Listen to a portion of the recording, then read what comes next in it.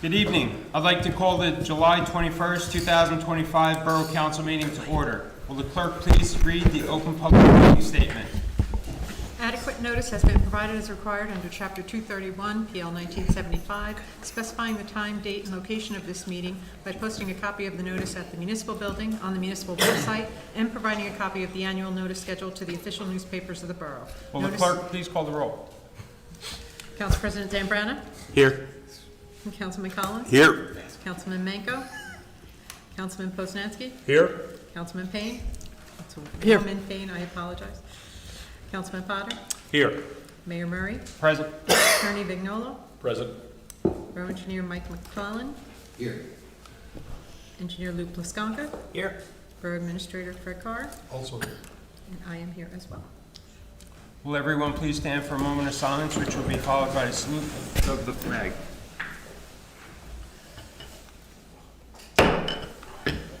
Allegiance to the flag of the United States of America and to the republic for which it stands, one nation, under God, indivisible, with liberty and justice for all.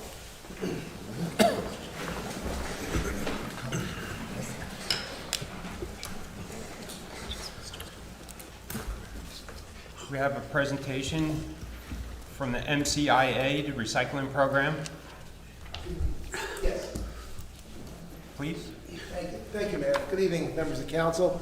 My name is Jim Polos. I'm the Executive Director of the Improvement Authority. It's a pleasure to be with all of you this evening. I'm here to inform you that, as you are already aware, we're beginning our new recycling initiative, beginning with the August pickup in Milltown with all of our communities. This is a new initiative for Middlesex County. We've been doing curbside recycling for some 20-odd years, I suspect, but this is a new initiative utilizing automatic side load service for our communities. The improvements are that we're going to be giving our residents more capacity, 95-gallon wheeled totes. They'll have lids. The material will stay dry. The members of the governing body and whoever may be here from Public Works will be happy to hear that. It also means that things won't be blowing all over the streets on windy days, so it'll keep your community cleaner. And again, additional capacity, much more efficient. And we believe that the level of service will improve as well because of the type of efficiencies of this new equipment. So we're excited about the new program. I just wanted to come in, take a couple minutes to tell you about this new initiative, answer any questions that you may have, and we're looking forward to working with you. I should also note, your recycling coordinator has been enormously helpful, cooperative, proactive. We've had meetings with them. We've made some changes to the schedule here in Milltown, but all with their approval and, of course, the approval of the governing body. But you should know that your recycling coordinator is well qualified and doing a wonderful job representing the borough. I'm here, happy to answer any questions if there may be any. So I just have a couple. Sure. Nice to meet you, by the way. Pleasure. So what was some of the questions that I received from folks in town, in my neighborhood, or just around town is, what was the thinking behind moving it from the recycling from a Thursday to a Monday? What was that? So there was a meeting that was held with IWS as the provider. They're the vendor. Recycling, we've been doing rear load for many, many years, and that's obviously worked. It's had its benefits and it's had its downsides. With the advent of automatic side load, the vendor has had to purchase all new equipment in order to be able to provide this service. There's actually, I think, 11 or 13 new side load trucks that have been purchased by IWS that will be dedicated to Middlesex County to create this program. So what happened is that they looked at the entire community involvement. We have about 17 towns participating. And they had to look at the schedule to determine how do they best utilize that equipment, what works, what's most efficient. So they approached the community, your community, to talk about the possibility of moving it. Because of the way that the days fall and what communities were being done, they felt that they could provide better service, more efficient service by putting more trucks here on that day versus the prior date with the rear load. So it's actually a level of improvement for the community. I think that they've also agreed to do some additional pickup for you at some of your facilities here, as you know, as their way of saying thank you for your moving of the calendar date, and it's just going to create more efficiencies for us and hopefully some more efficiencies for you as well. So another question that I also received from a neighbor of mine who lives on the other side of town is narrow streets.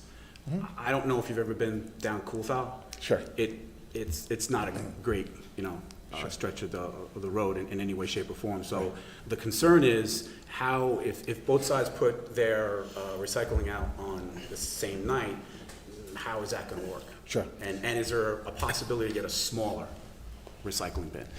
So the program is for a 95-gallon tote, but with respect to the small narrow streets, I should say that Colthau is probably not the most unique situation in all of the county. We have had this situation posed to us in other communities, and the vendor has said, look, if for some reason ASL does not work on a particular street, they'll go back and revert to do rear load in that particular area.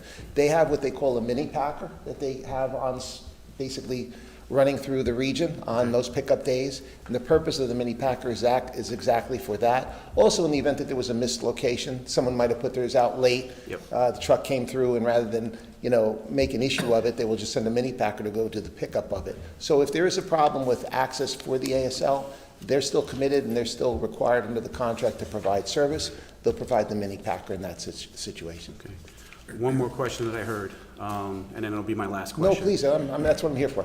I had a resident ask if this change to the side loaders resulted in a loss of jobs, or was it just we had all these jobs open, or the county had all these jobs opened, and this is a way to kind of get around that? Sure. Well, first of all, this has nothing to do with county jobs. Okay. This is not a county program, Right. county employees.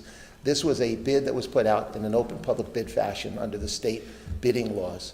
IWS was a successful private bidder who received the contract. Who they employ and how they employ them and what their employment is, I have no clue about that because we're not involved with that. Okay. We only bid for the level of service that we were requiring, which was automatic side load. But again, no county employees are affected or impacted by this change to automatic side load. Appreciate it. Of course. That's all the questions that I have. Certainly. I'm the liaison to the DPW, and I work with Ralph, who you've probably spoken to. Yes. And we've met your people a couple of times.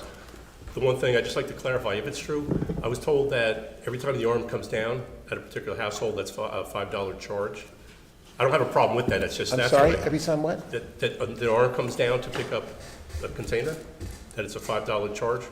I've not heard that. I don't know where that came from, sir. That's certainly not part of our contract. So our contract provides a flat fee for each home and each container at each home. That's under the contract rate. There is no additional charge for the arm coming down. So you pay a contractual rate for each location and each home and each tote. Right. There's no additional charges. Yeah, well, the reason I wanted to clarify, because the reason I brought that up is because if that's the case, and especially some of the seniors, they'll have that giant crate with this much material inside. And so what I would have said if you told me yes, is to wait until you have enough to bring it out to the curb. Well, the way it works, sir, is that it's a bi-weekly contract. So the community is being charged like our other communities for bi-weekly service, for the truck to come through and pick up every location that's on our list that you provided to us for each home twice a month. Now, whether that can is full or partially full, it's still part of it's the same pickup rate. And candidly, that was the same situation even with rear load. Whether you had a 30-gallon open bin or 95-gallon tote, whether it was half full or completely full, it's still only the one flat fee that we charge. Okay. And there's no additional charge. And this isn't for you, but it's for the people at home. The DPW they're going to have a container at their site, and what Ralph had told me is that you guys will come on a Monday. He said on a Saturday they'll have, I guess, like half a day where people can bring the cardboard, because if people look through town, they know that how much cardboard is out there. Right. So instead of having to worry about cramming it into that container, they can bring it there on every other Saturday.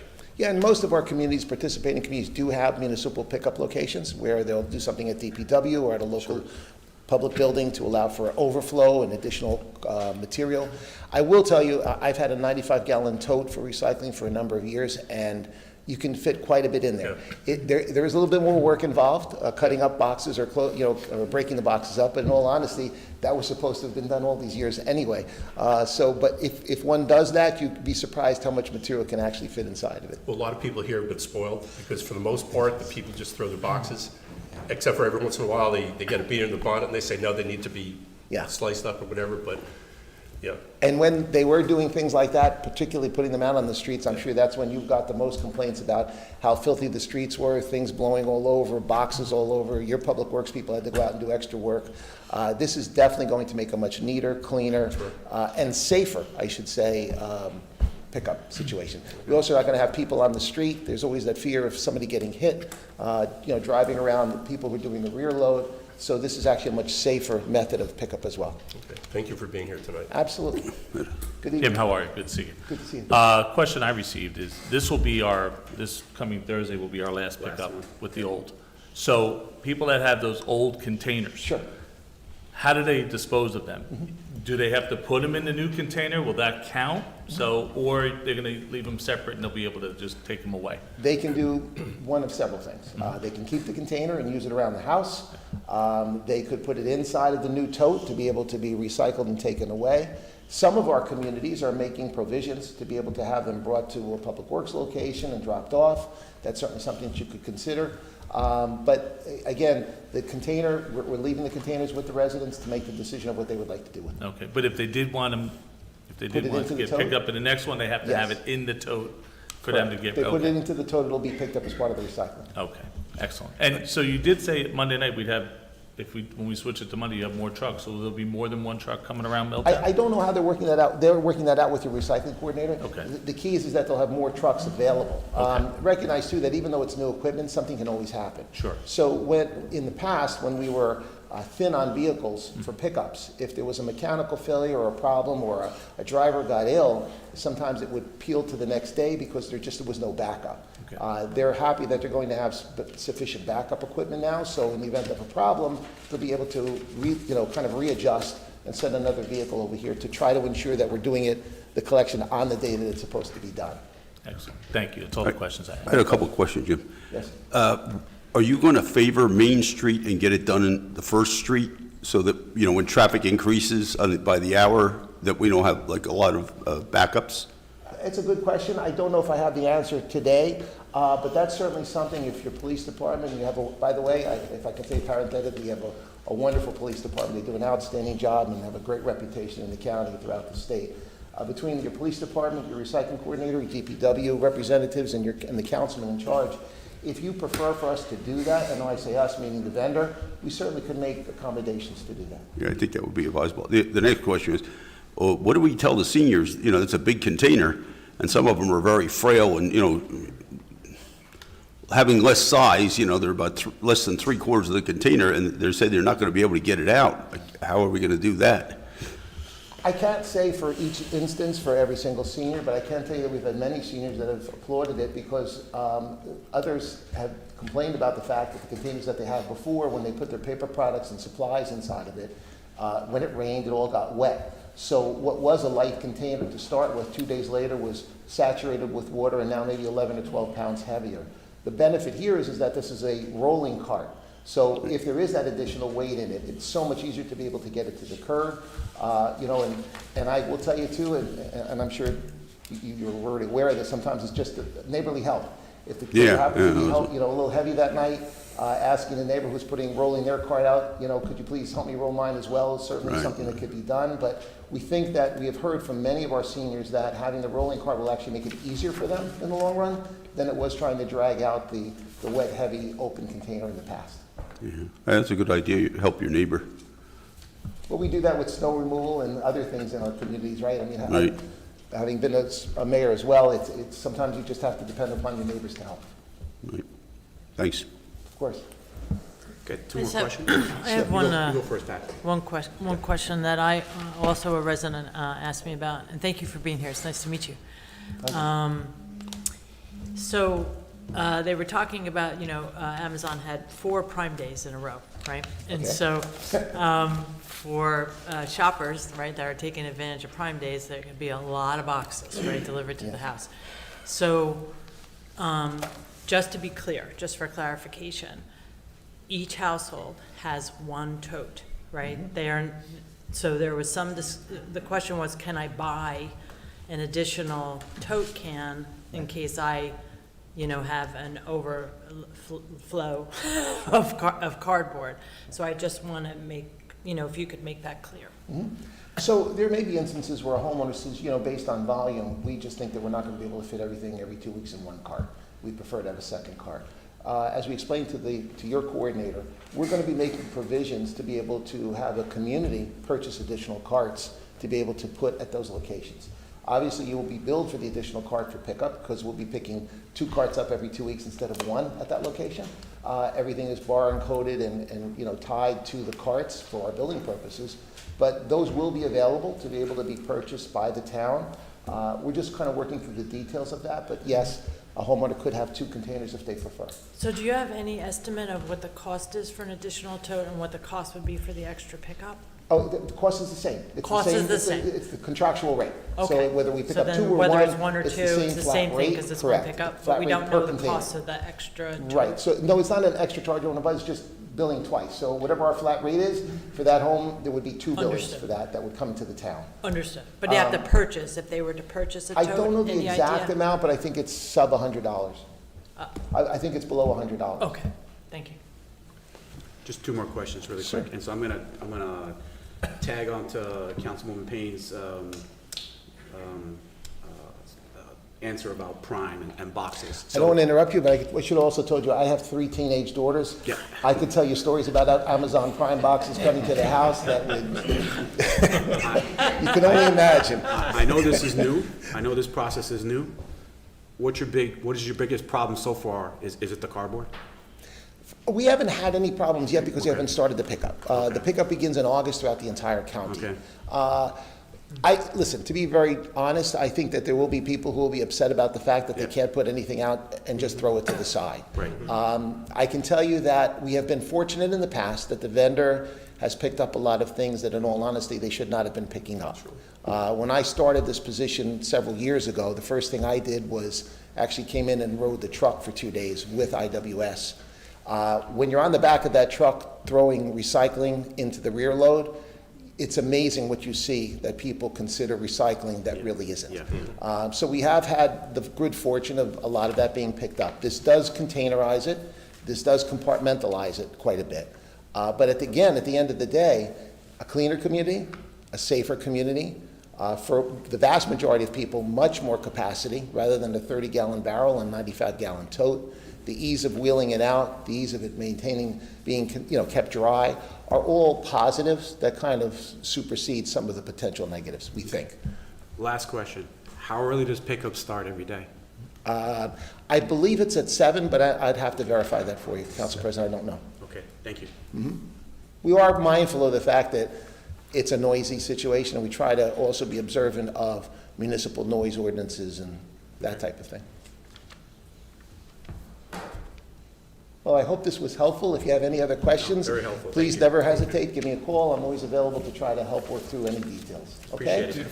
Thank you so much. Thank you. Have a good evening. You as well. too.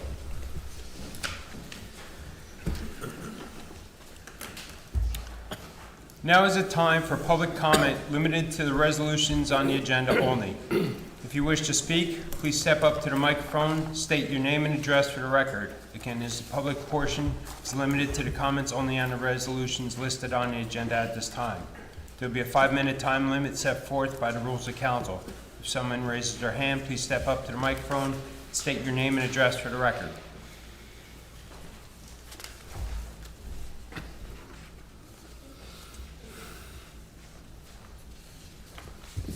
Nick Legati, 9 Janet Court. I have a couple of resolutions I have questions on, so I guess it's 2025-265, terminated contract with Hire and Gruel. As far as I know, at the reorg, they were assigned as our planner. Is there an agreement in place with them that there's no recourse?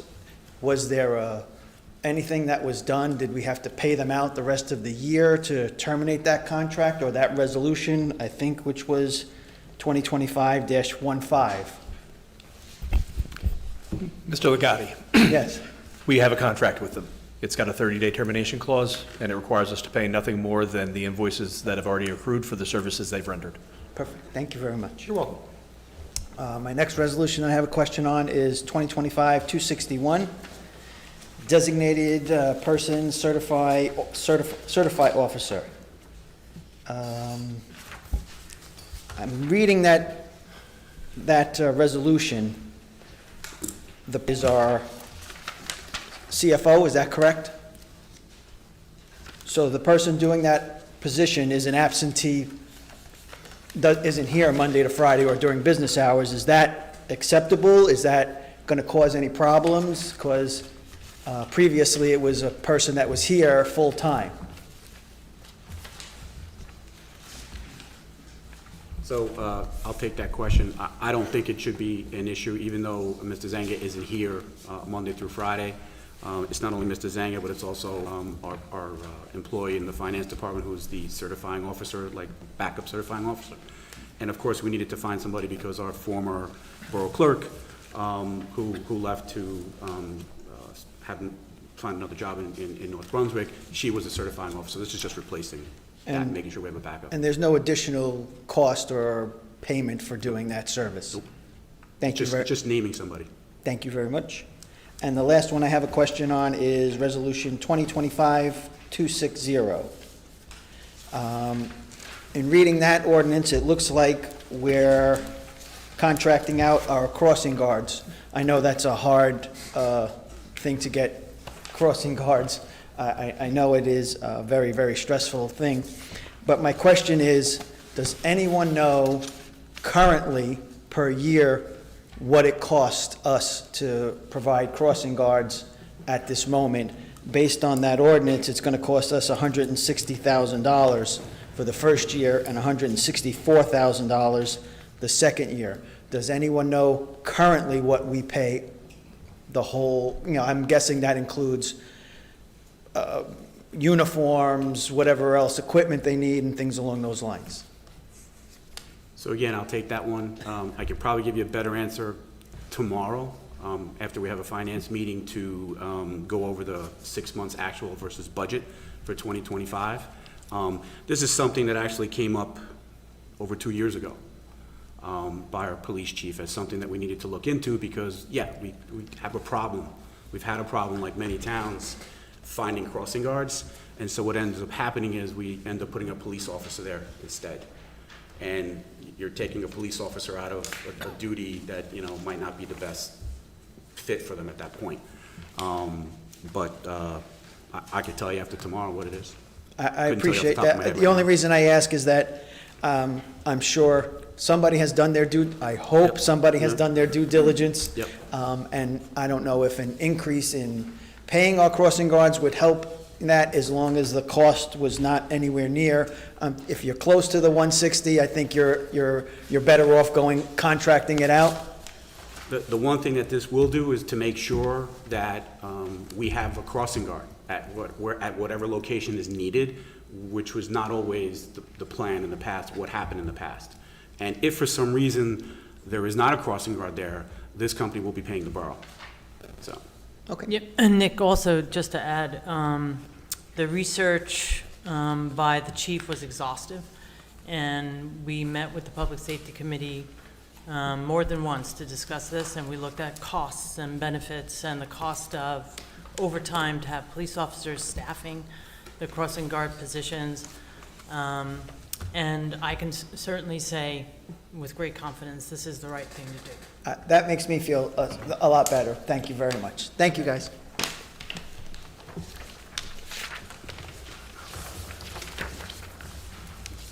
Seeing no further comments, I'll close audience comments. Ordinance introduction, first reading. This is an introduction on ordinance 25. Minutes? Minutes? Oh, I'm sorry. Okay. Apologize. May I have a motion to approve the minutes from May 12th, 2025? So moved. Second. Do you want to take roll? Or, If you want, otherwise we'll just do it all in favor. okay. And then may I have a motion to approve the minutes on May 28th, 2025? So moved. Second. All in favor? Aye. Any opposed? Okay. Ordinance introduction, first reading. Ordinance 25-1571. There will be no public input on this ordinance tonight. This introductory summary will be published as required by law, and a second reading, public hearing, and final adoption will be considered on August 18th, 2025. Full copies of the ordinance will be posted on the Borough website, on the bulletin board, at the municipal building, and available at no cost in the office of the municipal clerk's office between the hours of 8:30 a.m., 4:30 p.m., Monday through Friday. Will the clerk please read ordinance 25-1571 by title? An ordinance to amend Chapter 11, Establishment of Police Department of the Revised General Ordinances of the Borough of Milltown to establish the position, powers, and duties of Captain of Police, amend the powers and duties of Lieutenant of Police, and establish the duties of Sergeant of Police. May I have a motion and a second for ordinance? So moved. Motion. Second.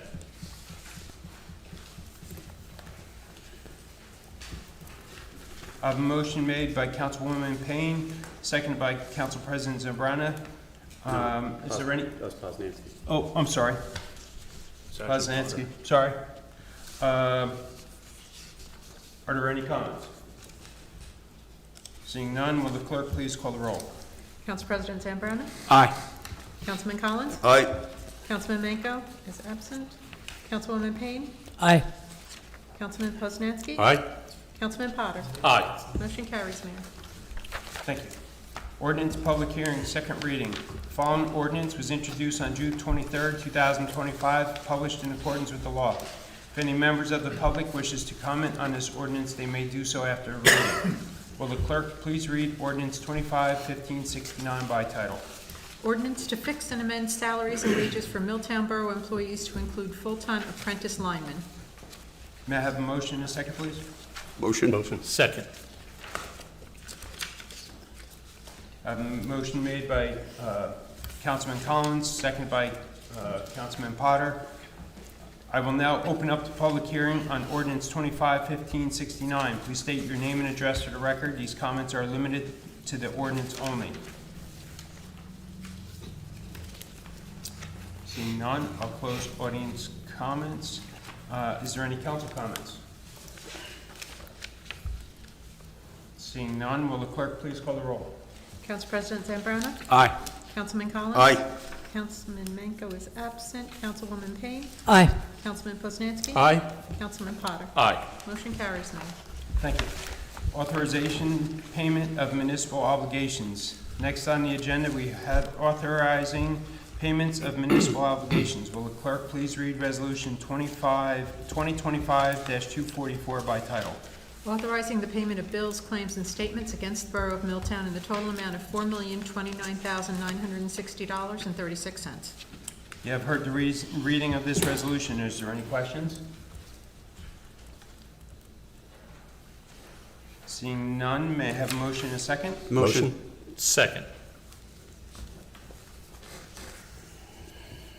I have a motion made by Councilman Poznanski and seconded by Councilman Potter. Will the clerk please read the roll? Council President Zambrana? Aye. Councilman Collins? Aye. Councilman Manco is absent. Councilwoman Payne? Aye. Councilman Poznanski? Aye. Councilman Potter? Aye. Motion carries. Consent agenda. A consent resolution has been prepared for the resolutions listed on the agenda. All matters listed under the consent agenda are considered to be routine in nature and having been reviewed by Borough Council will be enacted on in one motion. Any items may be removed from the consent agenda at the request of any council member, and if so removed, will be treated on as a separate matter. Any items requiring expenditures are supported by a certification of funds. If any member of the council wants any resolutions acted upon individually, please give me the resolution number and it'll be pulled from the consent resolution. I just have one question. I don't want to pull anything. On resolution 2025-250, what day is that? Does anybody know the day?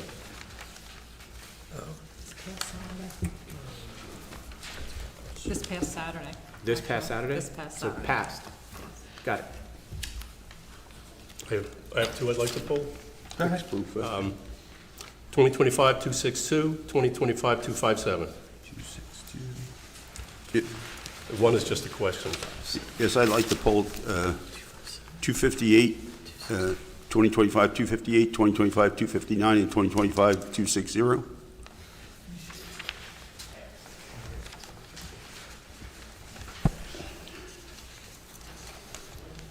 Okay, will the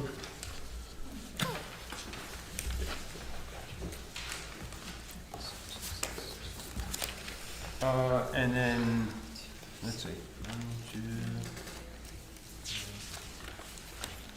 2. Okay, will the clerk please read resolutions, minus, 262, I'm sorry, 257, 258, 259, 260, 263. Sorry.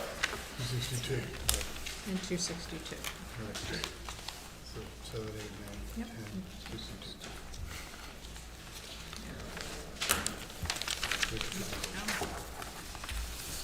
Okay.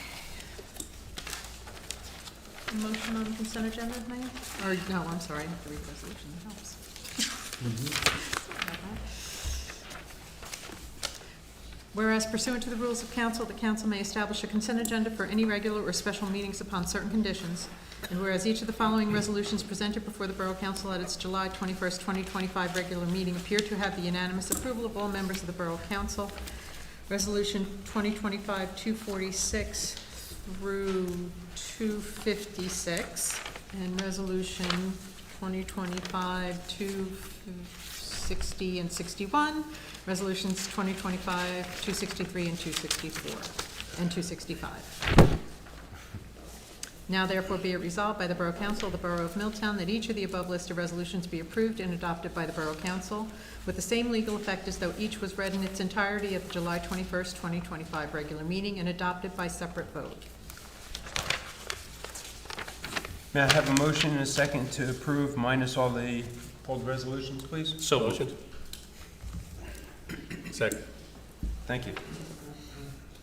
I have a motion made by Councilman Potter, seconded by Councilman Poznanski. Will the clerk please call the roll? Council President Zambrana? Aye.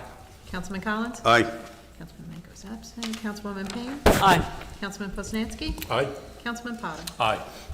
Motion carries, Mayor. Thank you. Will the clerk please read Resolution 2025-257?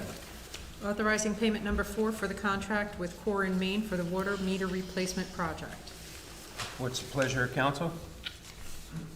Make a motion that this resolution be adopted. Second? I have a motion made by Councilman Potter, seconded by Councilman Collins. Is there any questions or comments? Yes. The meter replacement, are people being shut off? No. Mr. Carr? Are they Not going, yet. are they going to be shut off? Yes. I'm going to make a suggestion because I live in this town and I do. care about these people, and I understand that a lot of people have not contacted, but I'm also thinking of my 90s, I won't give his age out, friend who's scared and he has not applied. And I will go personally to people's homes to get them to sign up for this. I don't want to see anyone's water shut off. Councilman, I agree. I don't either.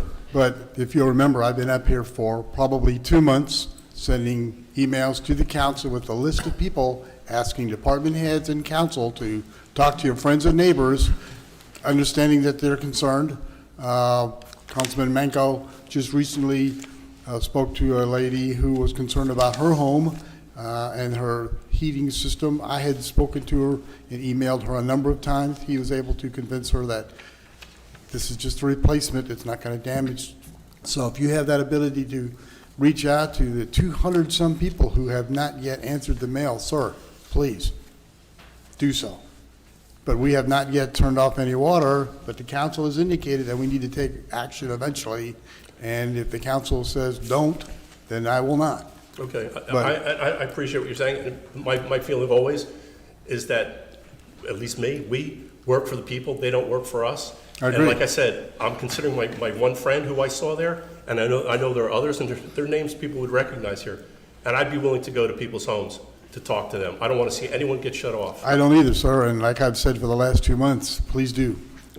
Okay, please do. Fred, I have a Phone call, email, text, fax, smoke signal, whatever, knock on the door, okay? But, you know, eventually we'll get to the point in the conversation where we're gonna have to make some hard decisions for, what do you wanna do next? I don't wanna shut off anybody's water just because they can't answer the mail or they're afraid, but what are we going to do? Well, I understand, and I What know my we, stance. not me, I don't live here, you guys, what is the council's desire to the 200 people who have failed to respond? Well, Fred, I would like to know who on council actually is the one pushing this, because So far, as far as I know, it did not come Well, as you a know, council decision to say, you're going to shut off people's water. so you passed an ordinance that said that we have access to the borough's water, passed by this council, to the meters which are the property of the borough. Okay? And people who are not responsive to the borough's property, which is the meter, fall under that category. So I'm at the quandary, and Council Member Poznanski is correct. I do not live here. These are not my residents. But the borough passed an ordinance, sir. You were the mayor. This is our property. If you don't want me shutting off the water, that's fine. Hey, Mr. Carr, we passed this ordinance last year, right? Yes, sir. As part of this meter replacement program. If we want to replace the meters, we want to use the grant, we want to properly account for the water flowing through the town.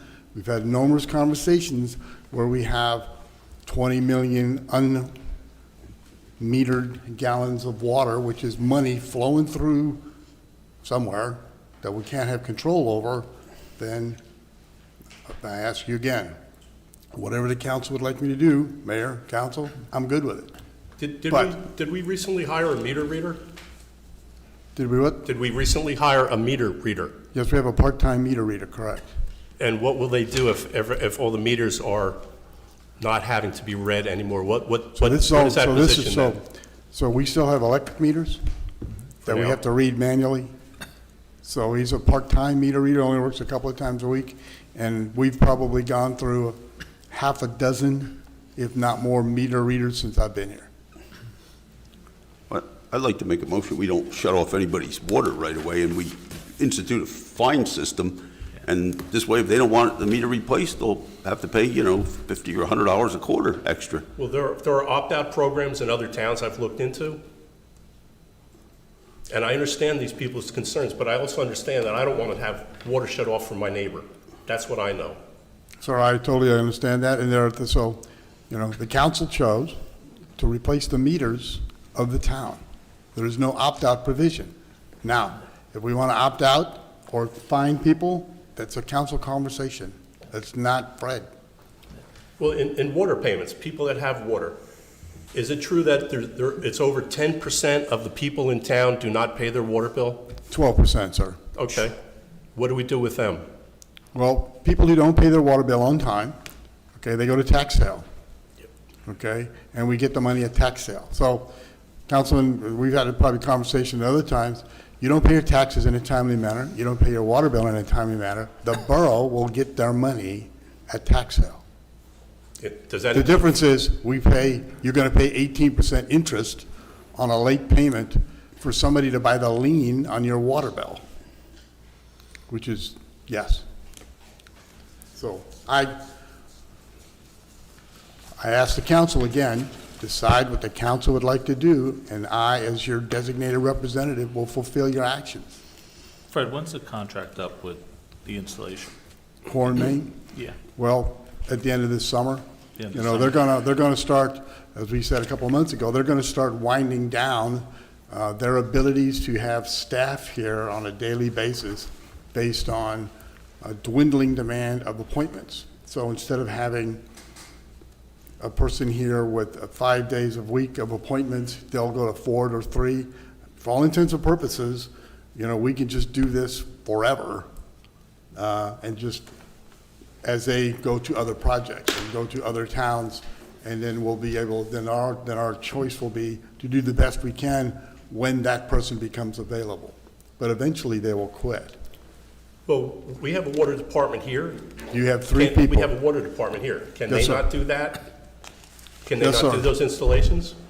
Yeah, Don and Ian did about 50 installs all of last year, plus water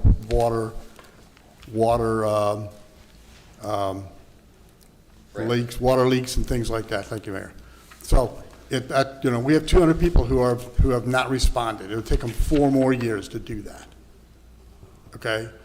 If you remember, also part of the conversation, Councilman, is that this water meter replacement project dovetailed with the DEP requirement that we inventory each and every lead service line or galvanized line in this town, which we have to do, and I believe we're 5 years into the DEP requirement.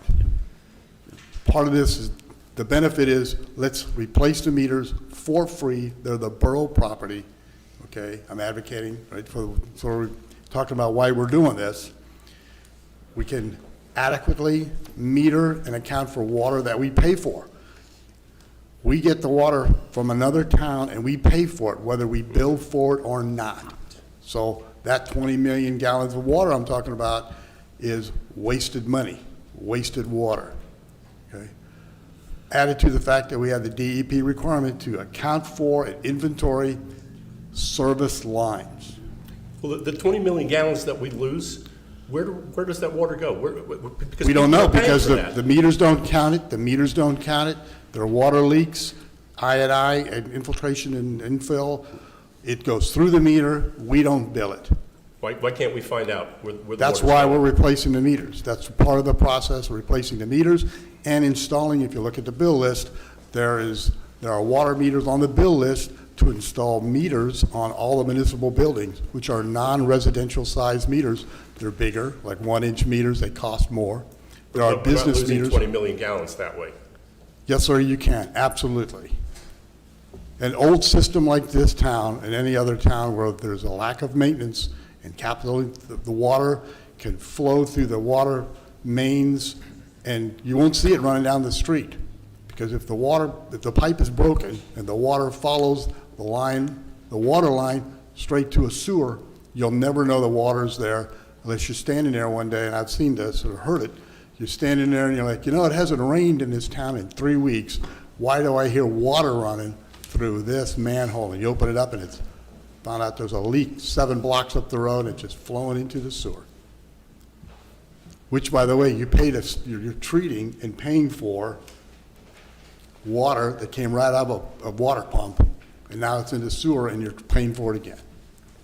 So this is not an easy question, and I know that conversation somewhere down the line for this council, with me here or not, will be, what do we do to those residents who have lead service lines? Do we pay for it ourselves? Do you pay for do we choose that we'll pay, I want to say we township, the borough of Milltown will pay for the replacement of the lead service line for our neighbors? Or are we going to go out for a grant, which may or may not be available? Or are we going to charge the resident? Are we going to put an assessment on that resident's property as a special assessment? He does it, we pay it, we get a hold of Mike and Lou, they tell us what the price is, we replace it through an open bidding contract, they send us back the bill. I'll practice a little law here, Peter. We put a special assessment on that person's property, and they give them the easy payment plan for the next 10 years, let's say, and they pay it a little bit every year. We send them a bill, no interest. That's a decision at the council level. If they sell the house, they come clean at the selling of the house. It's part of the closing documents in your HUD-1 special assessment to the Borough of Milltown. Those are decisions that have to be made by this council, not by Fred or Peter or Lou. Not an easy question. Don't think I'm pushing back, but I'm saying that we're trapped in a tough situation and the decision has to be made. And right now, council's indicated they don't want me to shut off any water. We keep working at it. We're doing that. We haven't shut off anybody's water. So, Mr. Carr, what would, if we took that list, which 3 people should drop off that list because they're in my neighborhood and I talked to them today, so it's not like 205, now it's like 201 or 202. We're really moving now, and you Yeah. got one from Gary, that's a If we take 200. if we take that list. Hot dog. And we have our folks in the Borough Tax and Collection Department and divvy it up, a third, a quarter, whatever, and see where we are, by the next Borough Council meeting. Is that a plan, just to see? I mean, they're doing that right now. Okay. That means that Kelly and the ladies and anybody who knows anybody are trying to reach out to people and call them and talk to them and answer their questions. I have any of a number of people still who call and leave voicemails on my phone in my office, though it says call the 800 number. Yeah, Doesn't yeah. say call Fred. Yeah. But they call me anyway. We Yeah. forward them into Kelly and the ladies, and they reach out to that person to answer their question. I mean, So I would think at some point, you know, in the very near future, that we would try not to turn anybody's water off, but you will be receiving a surcharge of some sort. We gotta move on. We can't continue to do this. I mean, this is gonna hold up the entire project. the It will hold up the finalization. project, and it will endanger our grant. Exactly. I mean, we have $2 million grant, we need to Yep. close it out. Yep. I don't think it's gonna cost us $2 million, okay? Our estimates were not that, we can still replace water lines, or use it to replace, use the grant money to replace the lead lines if And the that's- council so decides, but we have to make that's- some decisions. And that's a nice thing that you brought up. This isn't just a smart meter replacement project, it's a smart meter / identifying whether you have a lead line service or not, which. It's all part of the project, It's all yes, part of sir. the project, yeah, so. I will tell you that we're much, because of this water meter replacement project, we're much further ahead than other towns Yep. in the state of New Jersey. Yep, okay. Fred, have all the borough buildings had meters installed on them yet? Not yet, sir, no. I'm sorry? No, sir. Have any? They have not. We Is just- there an I just saw the bill for the bigger meters, just this bill cycle. So whether those meters have been actually installed in this building or not, for instance, or at the pool, or the Public Works, I do not know. Is there an anticipated date or no? I don't, I know it's gonna happen, but I don't know when the specific date is for that installation. Mike, unless you were out there? Separate prices had to be obtained for those meters because they're larger than the size that was specified. And they've been provided prices, we've reviewed them and recommended that they be added by change order to the contract. You have, remember, you have a contingency built in, and that's just for. So it's probably imminent in the next 30 days, I'd say. They'll be installed within the next 30 I would days? say yes. Let me just say one thing. This is not something that's easy for Fred or us, but the number dropped almost 200 in 1 month. So you're making very good progress in terms of these schedules. Okay, so it seems to be working. Thank you. But again, if anybody's out there listening, and you know somebody on the list, call them. Right, don't make me sick Don Herman on you. Councilman Collins, did you have any more questions? You look like you had another question. Like Mike was saying, the meters are very expensive, I guess, for the different buildings, so I guess we're gonna have to capitalize that over the water meter budget, right? No, sir, it's it's a contingency part of the built in. contingency. So we have in the project of about $1.5 million, a contingency built in for these kinds of things. Another one of those contingencies built into this, I go into your house, we put the wrench on top of that water pipe that nut hasn't moved since the flood, and I'm talking about the big one, not the one we had here. And it breaks the pipe, it splits it, we have to fix it, it's contingencies built in to replace that pipe and fix that, Okay, okay? thanks. Okay, seeing no further discussion, will the clerk please call the roll? Council President Zambrana? Aye. Councilman Collins? Aye. Councilman Manco is absent. Councilwoman Payne? Aye. Councilman Poznanski? Aye. Councilman Potter? Aye. Motion carries. Thank you. Will the clerk please read Resolution 2025-258? Authorizing sale of surplus borough property by use of online auction pursuant to NJSA 4812-13. What's your pleasure, council? Make a motion this resolution be adopted? Second. I have a motion made by Councilman Potter, seconded by Council President Zambrana. Is there any discussion? Yes, Mr. Mayor, pull this, because I see down here we're using municipalbid.com. Last year we used Gov Deals, and we were very successful. Why the change? No. Actually, this resolution was copied from last year. We used municipal last year. We used Gov Deals, I heard. I'm just saying, this resolution was copied from last year where it was municipal. I don't remember that, because I spoke to Monica. Can I get a copy of that one? Sure. Thanks. That's all I have, Mr. Mayor. Thank you. Seeing no further discussion, will the clerk please call the roll? Council President Zambrana? Aye. Councilman Collins? Aye. Councilman Manco is absent. Councilwoman Payne? Aye. Councilman Poznanski? Aye. Councilman Potter? Aye. Motion carries. Thank you. Will the clerk please read Resolution 2025-259, please? Resolution authorizing an increase in the bid threshold to $53,000. You have heard the resolution. What's the pleasure of council? Move the resolution be adopted. Second. I have a motion made by Councilman Collins, seconded by Councilman Potter. Is there any discussion? Yes, Mr. Mayor, it seems like a large jump. What are we at, 17,000 now? And we're No, going to sir. We have 44 now. We're at 44 now, we're going to 53. That's a lot of, it's still a big increase.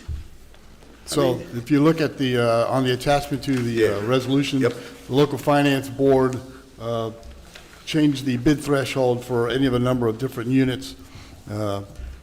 We went from 44 with a QPA, remember this is with a QPA, to 53.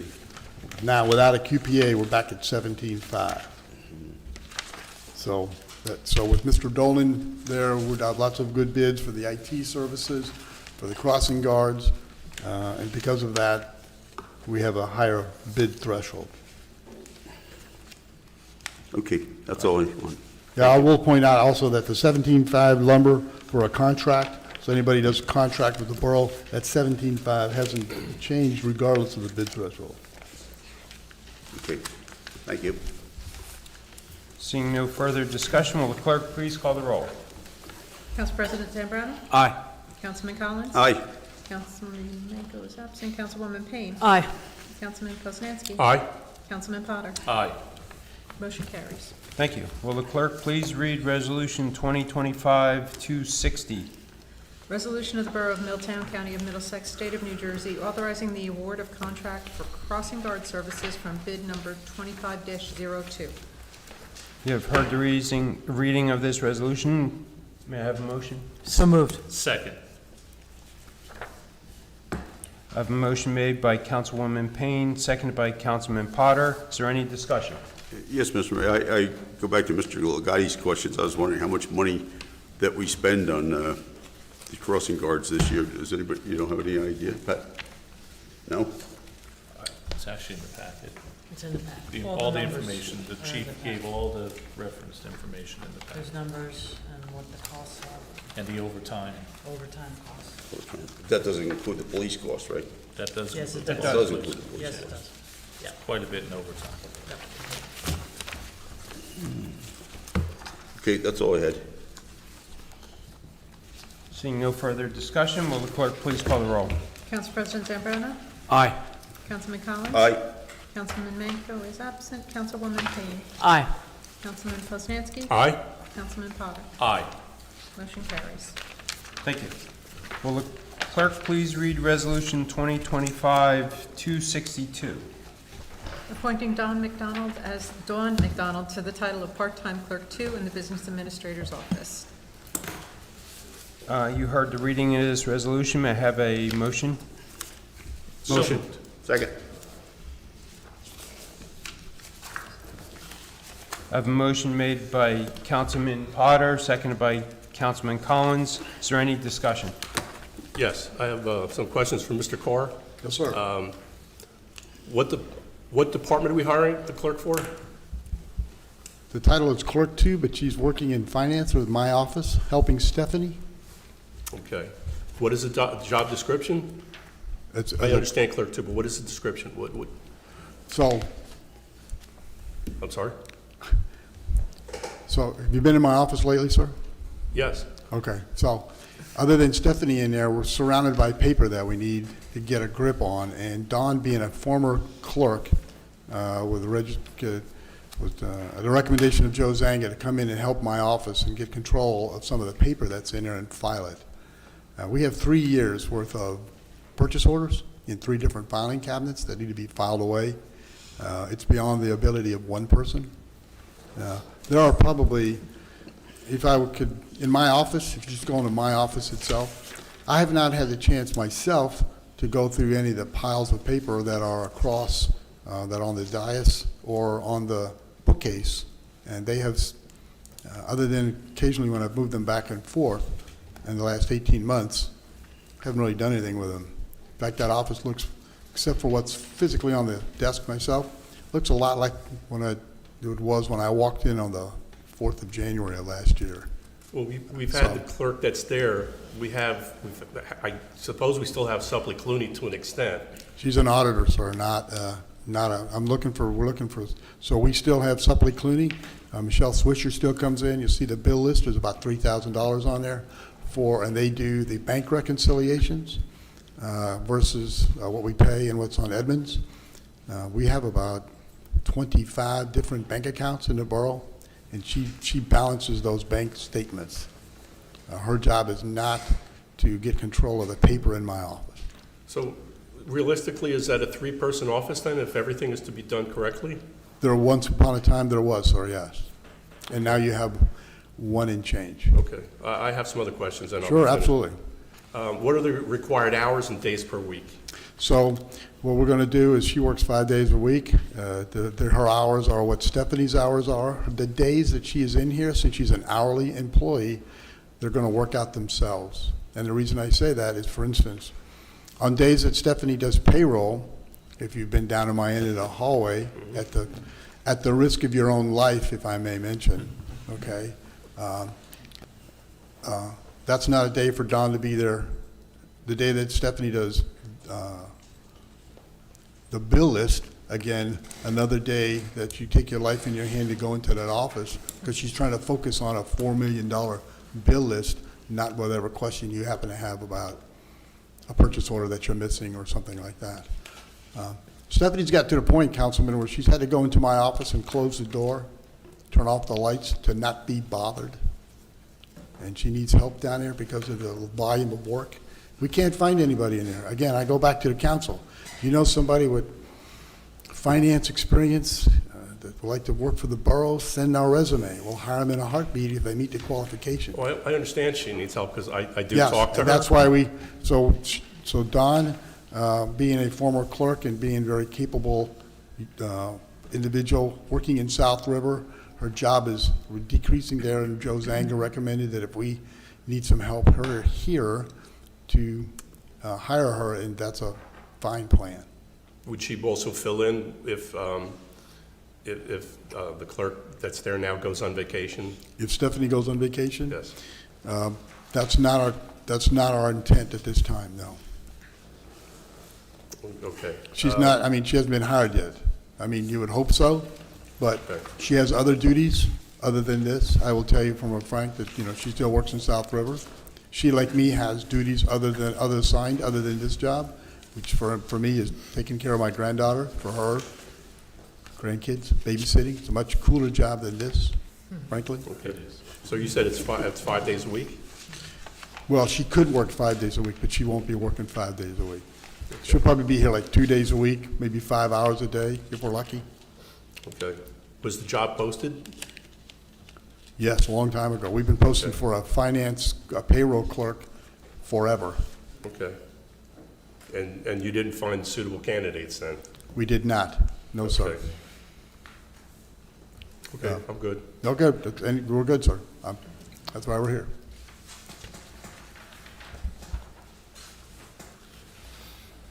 Seeing no further comments, will the clerk please call the roll? Council President Zambrana? Aye. Councilman Collins? Aye. Councilman Nichols absent. Councilwoman Payne? Aye. Councilman Poznanski? Aye? Councilman Potter? Aye. Motion carries. Thank you. Reports and comments from elected officials. Council President Zambrana. Thank you, Mr. Mayor. As I mentioned earlier in tonight's meeting, with a question to Mr. Legati, Finance will be getting together tomorrow. Councilman Potter, myself, and Councilman Poznanski with Joe Zanga and Fred Carr to look at our actual spend to date through the first half of this year, and then look at the plan for the rest of the year. I've done that pretty much in previous years, and it's kind of worked out, so by the time you get to the end of the year, you know what your transfers are, and not be taken by surprise. I do have a Ford Avenue report. At the last Ford Avenue meeting, actually, I'm gonna do this first. Instead of that, I'm going to talk about, since we just talked about water and sewer and smart meters and stuff, the borough will be receiving $1 million in infrastructure water funding. So I'd like to, if they're watching this meeting, to send a shout out to Senator Dagnan and our Assemblyman Kara Binchak and Sterling Stanley. I've been in their ear, just like Councilman Potter was in their ear last year about, funding for a fire truck. I've been in their ear for about a year. The fact that we got $1 million that would help with lead line replacements. As Mr. Carr said, 2031 is the deadline. It can't wait till 2031 to come up with a plan to kind of take care of some of these things. I probably won't be here in 2031, but at least there'll be the money there, or something will happen before then, and that's the whole point of that. So again, special thanks to Senator Dykeman, Assemblyman Karabinchak, and Assemblyman Sterling Stanley. Now Ford Avenue. So Ford Avenue, at the last Ford Avenue meeting, just to give a summary of highlights, the judge in the federal court proceeding is inclined to ask the developer, or will make the developer deposit money into an escrow account. And the deadline for that is, the deadline for the developer to do that is 90 days. And it's either deposit the monies into an escrow account or abandon the project. So we're at like one of those moments in this long history of Ford Avenue where the developer is going to put up some money. And so far, from what it seems, at that meeting, the developer is inclined to deposit those monies into an escrow account. Now, does that mean there's going to be shovels in the ground next year? No. Obviously there's going to be an appeal, because there's always an appeal because it's Ford Avenue, right? So whether we appeal or the owner appeals, it's just a matter of, who appeals first. But I would say at some point within the next 3 to 5 years, of course, there's a remediation process that has to happen. There's an amended plan that has to be forwarded that the developer will agree with.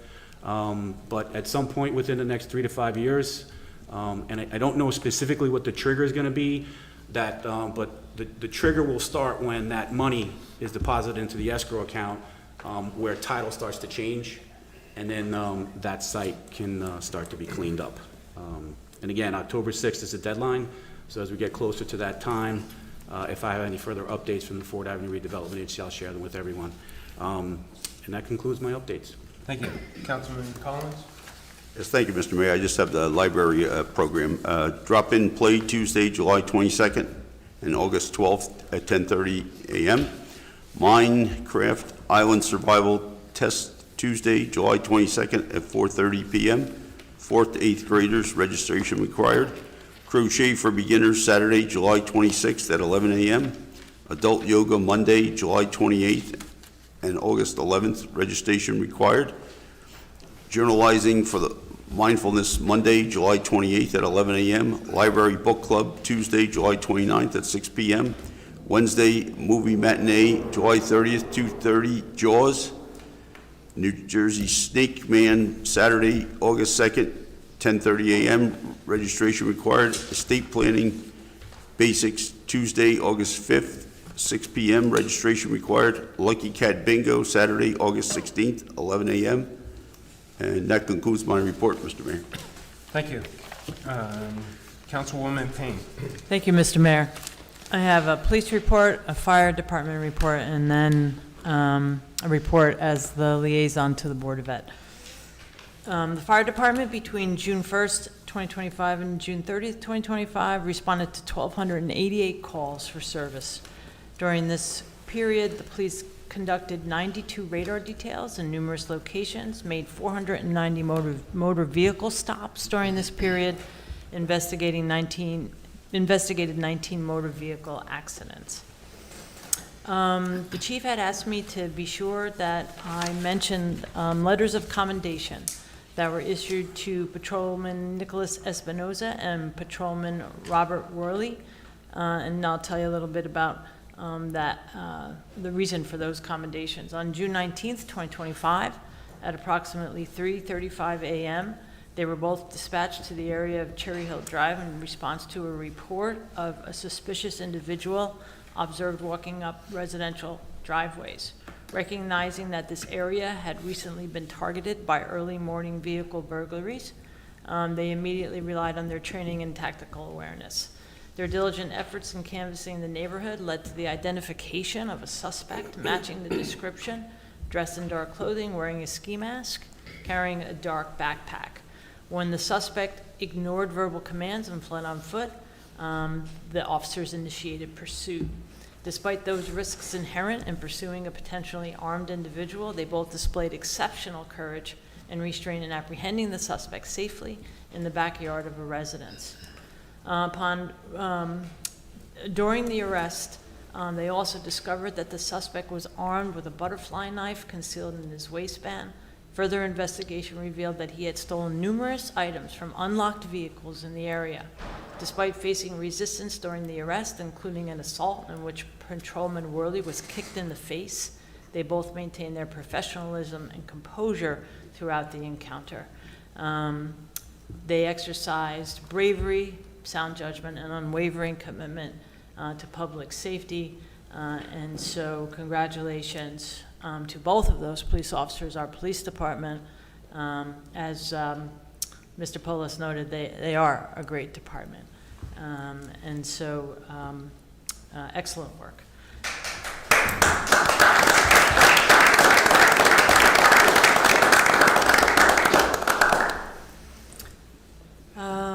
The fire department report.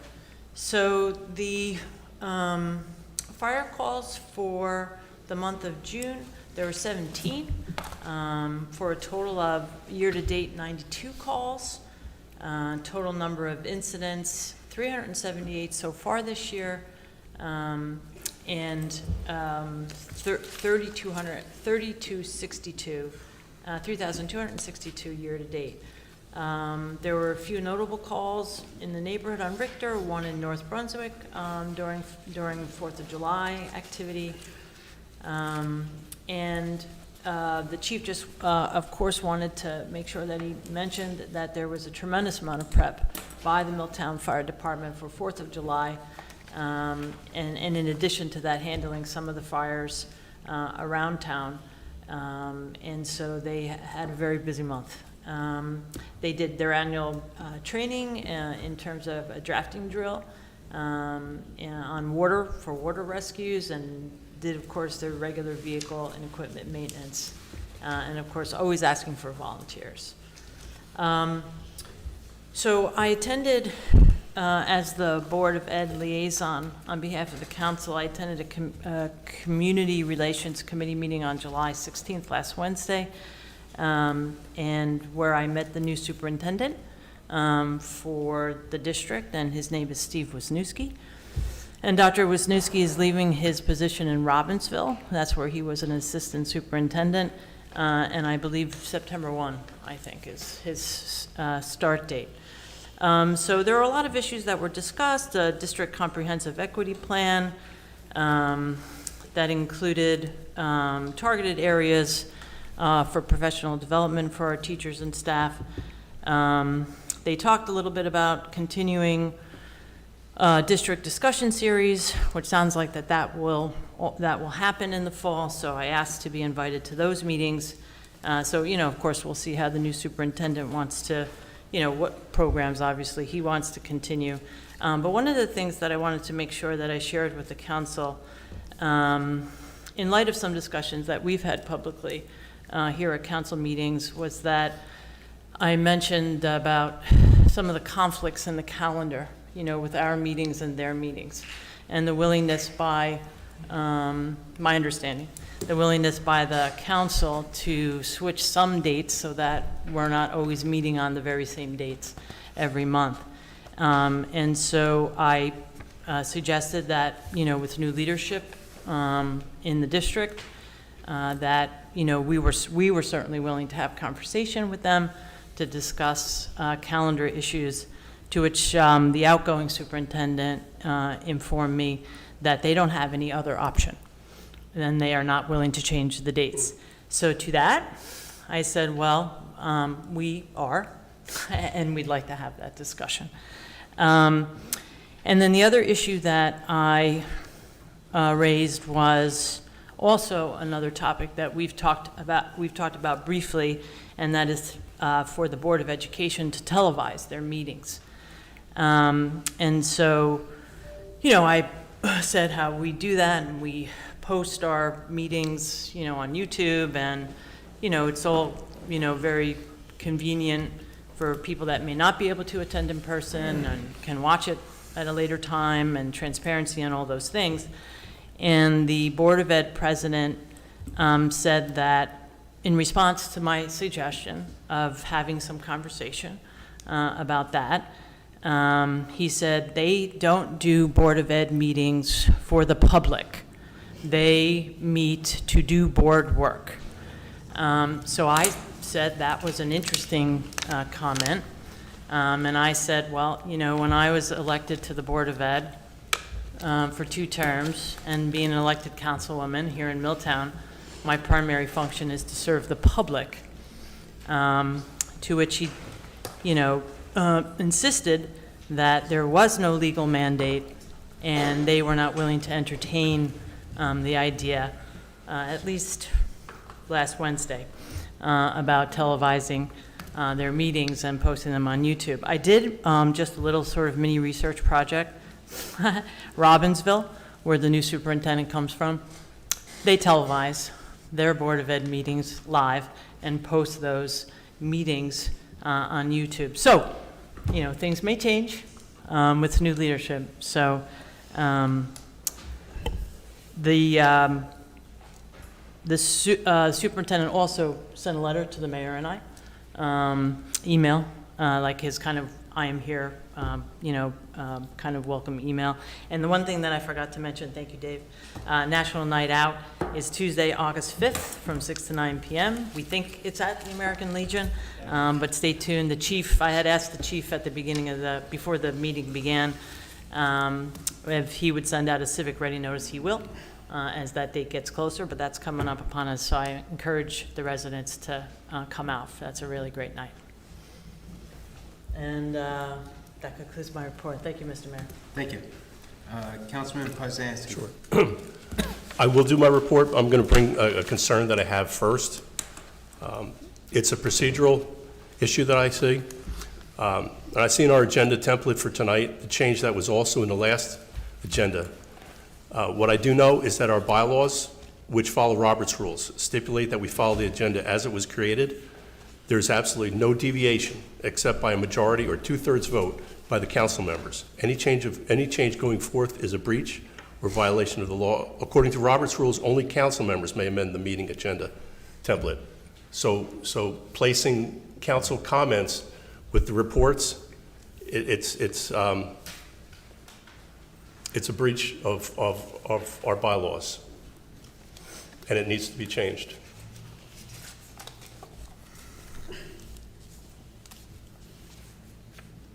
You have a report? Yes, I have a report. Thank you. Okay. I'm going to talk about the old DPW site. John, what Councilman Collins had brought up before, he contacted GovDeals, and a representative came and spoke with us. I realize there's a different auction group, but I'm just bringing this up because we did have a person come. We got into the old abandoned garage, and it's filled with a lot of sellable items. I don't know if the other auction group is looking into that.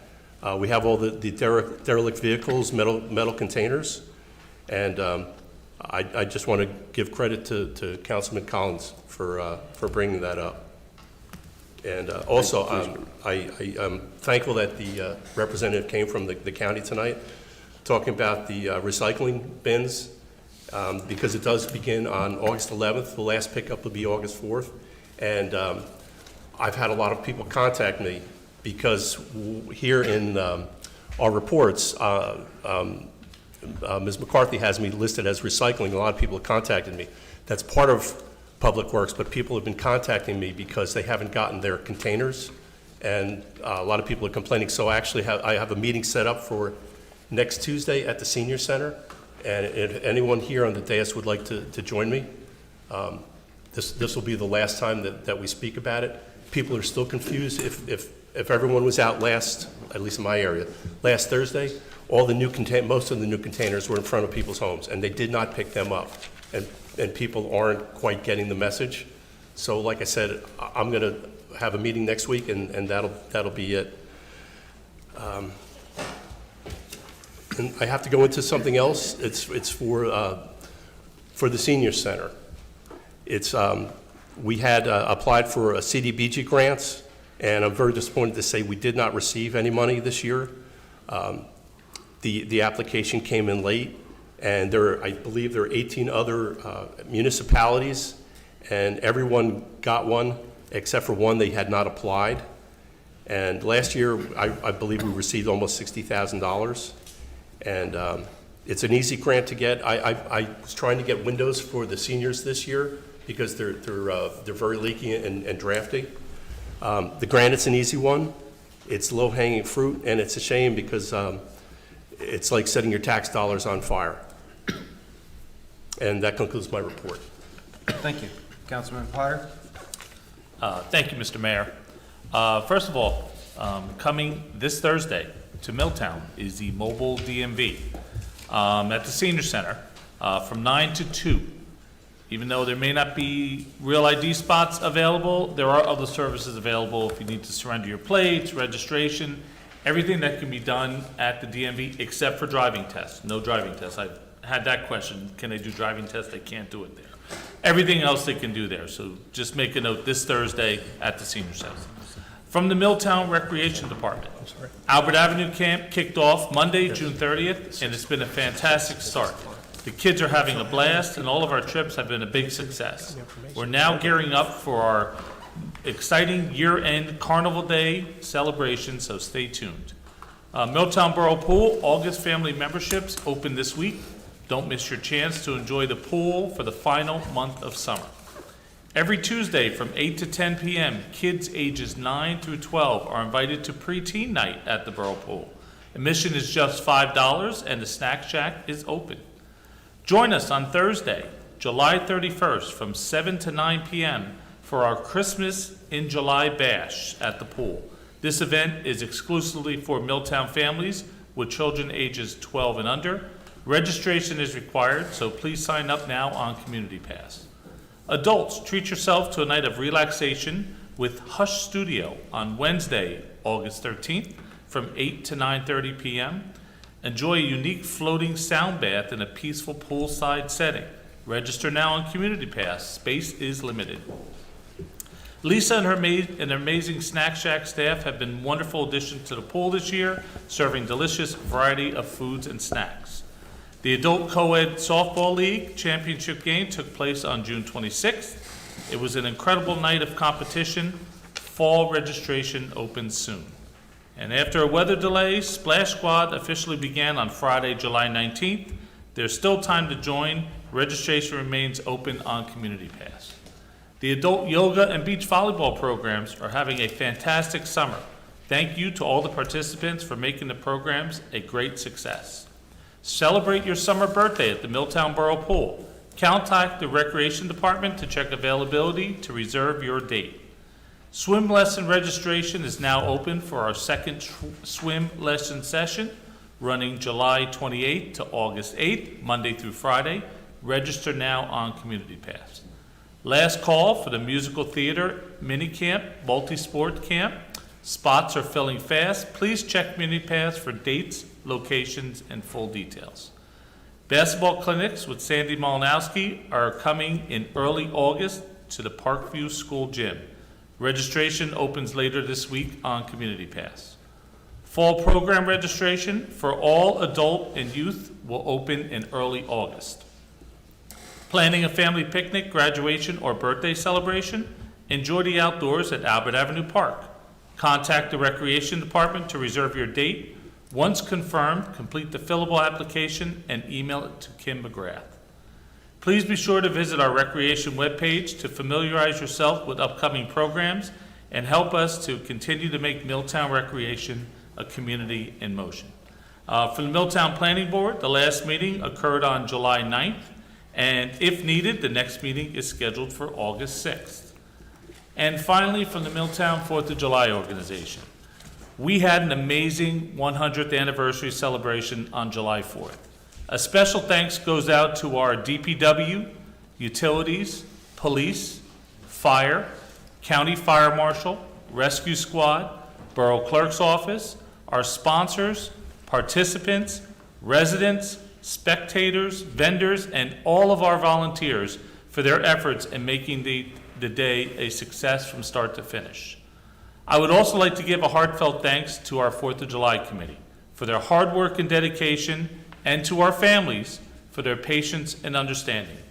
I always say it takes a village to put on this event, and I would like to call out the names of our committee members.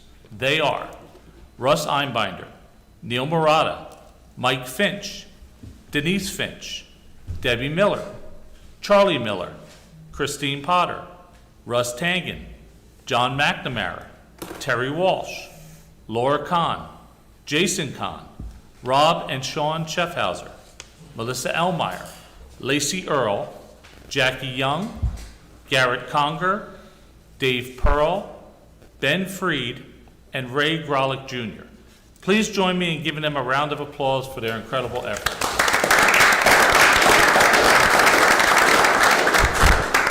And finally, Mr. Mayor and my fellow council members, thank you once again for allowing us to put on this event, and we're already in the planning stages for next year's 250th anniversary celebration of America Independence, referred to as the Semi-Quincentennial. And Mr. Mayor, that concludes my report. I'd like to finish my report Thank you. if I may, I'm sorry. No, you had your opportunity. Well, okay, and I'd like to do comments. You had your chance, you had your opportunity. So, I didn't have my opportunity to do comments because You what I did. brought up is lawful if council goes along with that, and council has not gone along, it doesn't change the law. okay, so now I'm gonna correct you with this. So Are you going to first, correct me? Okay, go ahead. yeah, so first of all, since I do not do the agenda, this is something that council decided, and you, as long as the rest of the council members, approved this in January. We did not approve the change that was done last meeting. Well, I'm sorry, No, I do it was- not create the agenda. So I That's do right, not, and council did not approve changing council comments with the reports. it's okay. You're not correcting this, sir. I don't create the agenda. That's right, you Council- don't. You're right. So the agenda is wrong, I pointed it out, and we go forward differently from tonight to the way it was two meetings ago. That's how it goes. No, it doesn't. Yes, it does. Mr. Vignola, do you have any report? Do I have a report? Yes. One thing, Mr. Mayor. As the council is aware, as of 30 days from tomorrow, they will have no planner. The rationale behind that, just for people who aren't aware, Mr. Barry, who has been the planner engaged at Higher Gruel for a number of years and has worked with the borough on its affordable housing plan as well as the Ford Avenue redevelopment, is no longer with that entity. So in light of the fact that the borough will need a new planner, I was going to ask the council if it would consider during new business adopting a resolution which would authorize a request for proposals for a new planner. I have a form of a resolution which the board, which the council could consider, and I would hand it out after, concluding my report. Thank you. You got it. So moved.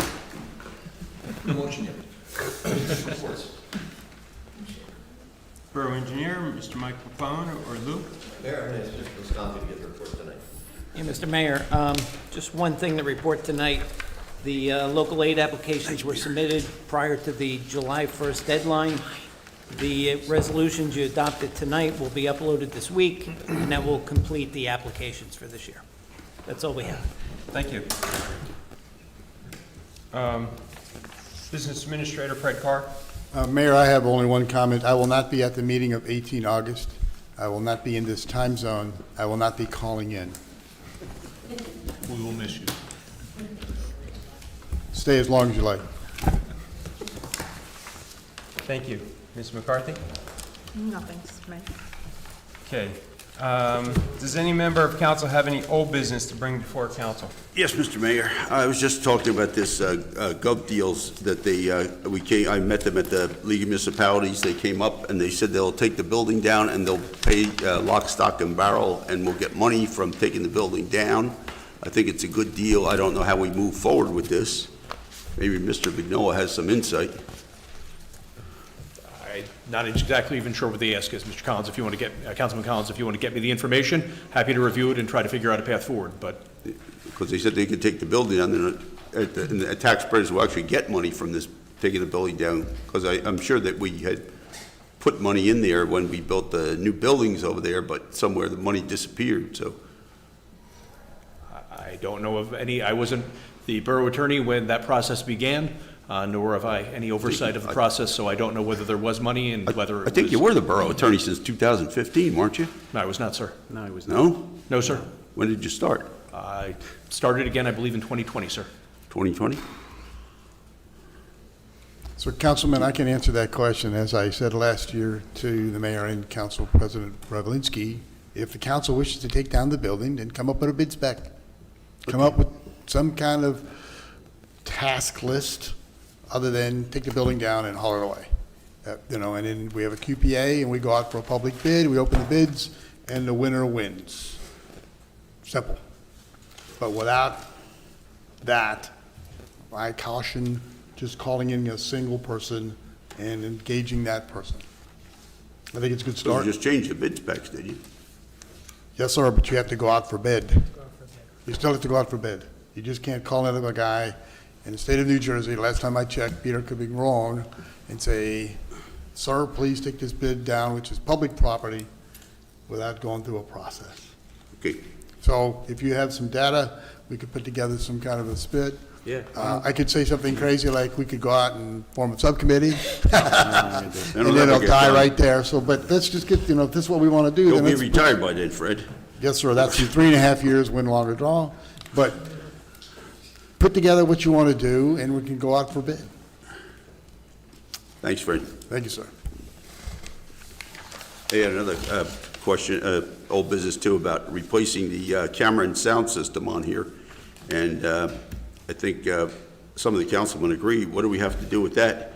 We have a budget of $5,000, and what I gather, that we could replace it for $2,500, where we can have a camera system that gives us a panoramic view, and then when someone, the councilman or someone speaking, it puts the camera on them. Is there a way we can update that? Because I got a lot of complaints the last couple of meetings about the camera not turning people's sound. They can't hear it, they can't see it, and this has to change. So Councilman, can I ask a question? The rest of the committee, did they have any input in this? Do we have a plan on what we want to buy? No, there is no more committee. I mean, there's only Russ and me. Is there anything that you could forward that to say, hey, here's what the plan is, here's what it is, here's what we want to do? Yeah, we can have it done. We could have that done. Can you Because forward we got it? $5,000 and it's only $2,500 to do. No, I understand. Can you forward it? Can you just forward it? Yeah, we can to have that finance? forward. Yeah, I've actually looked into that, Council President, and I'll get some information for you. beautiful. Thanks, Councilman Poznanski.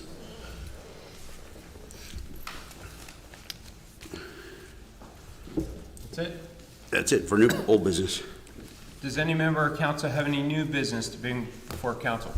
I'd actually like to make the motion of what Peter provided to us regarding the hiring of the professional planning services. So it would be a authorization to request proposals. I would authorize the request proposals. I'll second that. I have a motion made by Councilman Potter, second by Councilwoman Payne. Will the clerk, or is there any comments?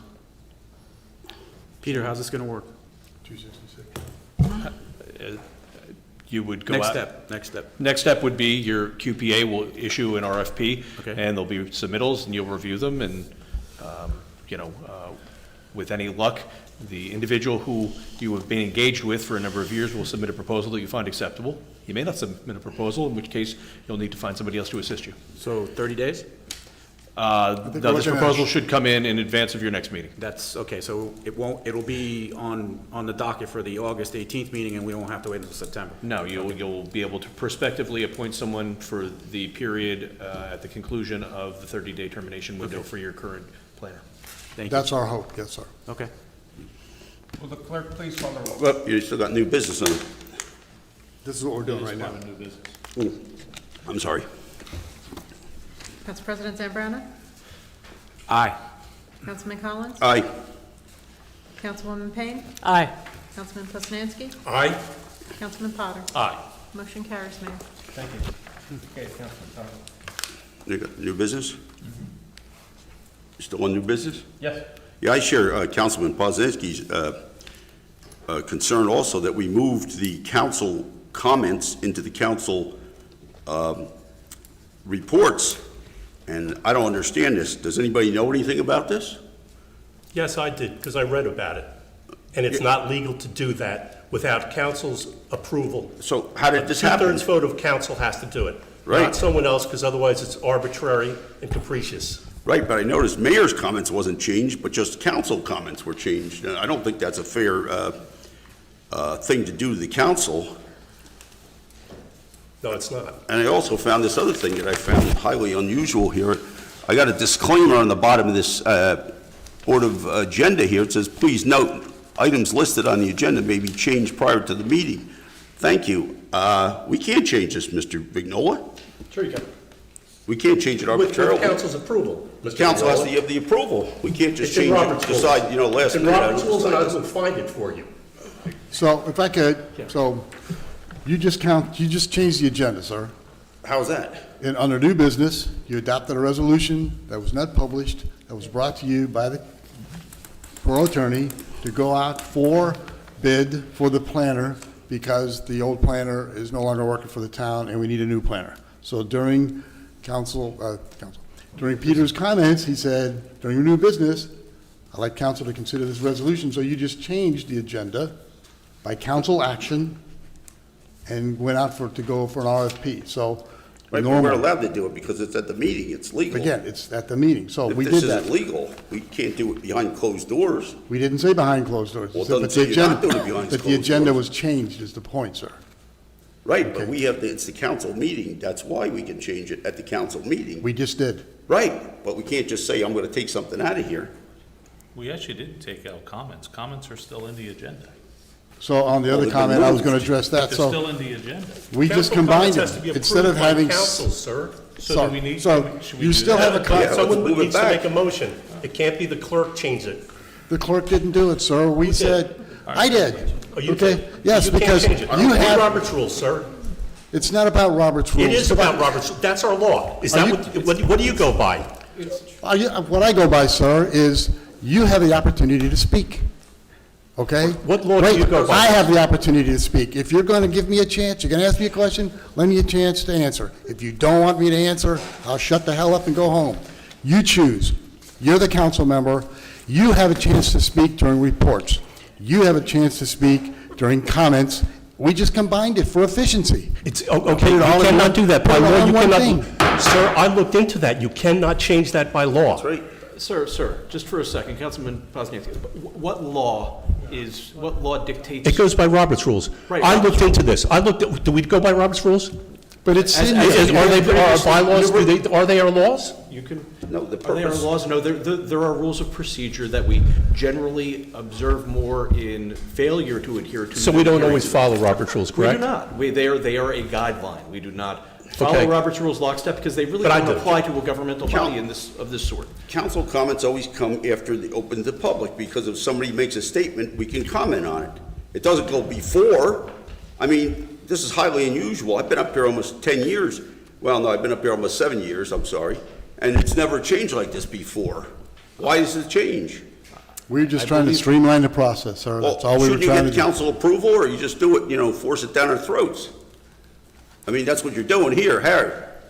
It's like going to a restaurant and somebody giving you something, or somebody else's meal and say, here, you eat this. What do you say? Okay, fine, I got food. So, Mr. Vignola, I'm incorrect because I spent a lot of time looking into this. Yes, sir. Am I incorrect? Are you Yes or no? incorrect? That's a yes or no question, please. So, Am I sir, if you're- incorrect here? I can tell you, no other town If does you're going to let me this. speak, Councilman Poznanski, you're not. But if you're going to interrupt me as I try to speak, I'm going to stop talking. Okay. Okay. I'm just saying this, We're no all other done. town does this. Council comments comes after audience comments. Every council has different agendas, sir. Well, why did we change ours? Towns do not have identical agendas. No towns do. But why did we change ours without council approval? And by the way, that disclaimer on the bottom of the agenda has been there at least a year. I didn't put it there. That's news to me. It's been, go look at your agendas, sir. Okay. They've been there. This is the open to the public. The public comment portion of our meeting is to allow the public to bring to the council's attention their concerns or comments. The council will respect the public's time by refraining from any comment until the speaker is finished. It should be further noted that the public comment portion of our meeting is not structured as a question and answer session. Please state your name and address for the record when you come to the podium. Just a reminder, under the rules of council, individuals wishing to speak during the public input part of the meeting should be limited to 5 minutes and may, after other speakers have finished, be allowed to speak for a second 5-minute period.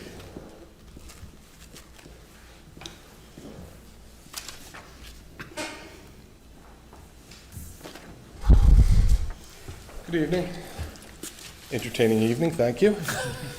My name is Scott Siegel. I am the owner of the property over at 111 South Main Street. I'm here today after trying to speak to your Public Works Department. I'm here after trying to speak to Mr. Carr and listening to this committee, this board, about the lead pipes in this town, which is an issue. As I'm told by Don over at the Public Works, it encompasses about 100 properties. And that's about the extent of it. That's what has been uncovered by doing the water meter changes. Council President Zambrana pointed out something that's very important. By the time you guys get to resolve this issue or discuss this issue, you may not even be here. And the new people that are going to take your place and to do this and make a decision on this are going to be someone new that is going to be stuck with the situation of how to handle it. This board has the opportunity and the time to handle this issue, but yet I've heard it kicked down the road 3-4 times so far just this evening. Okay? Yeah. Council President, you did it once.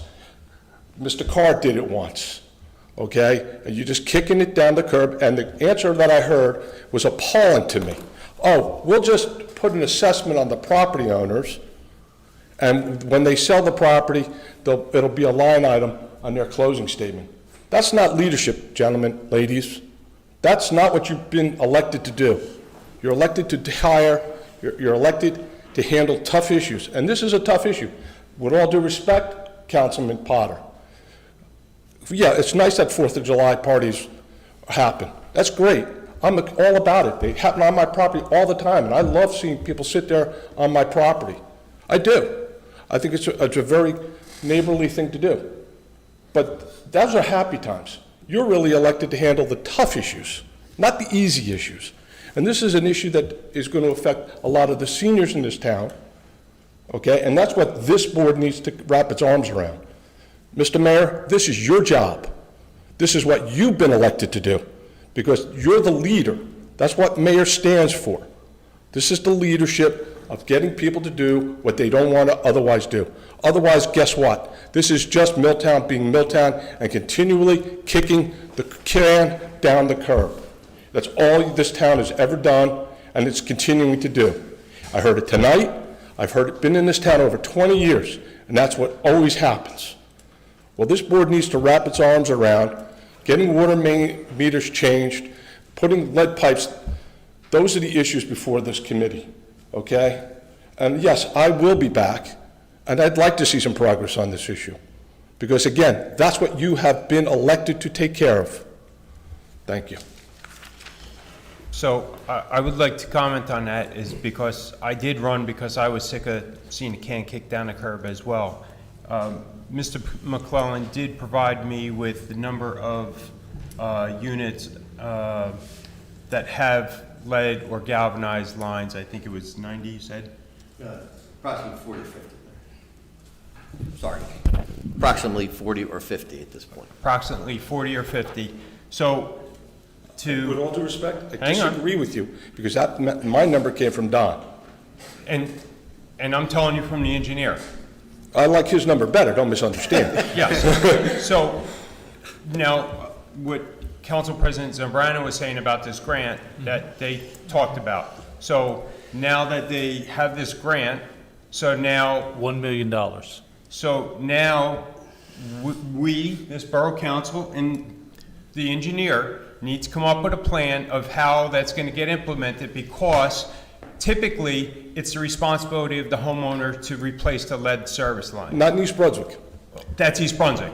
Okay, Milltown ordinances are from the main to the house is the Understood. responsibility of the homeowner. So what we have to do is, since there is money available, we have to come up with a plan of how that's going to get resolved, because right now, currently, the current ordinance says from the main to the house is the homeowner's responsibility.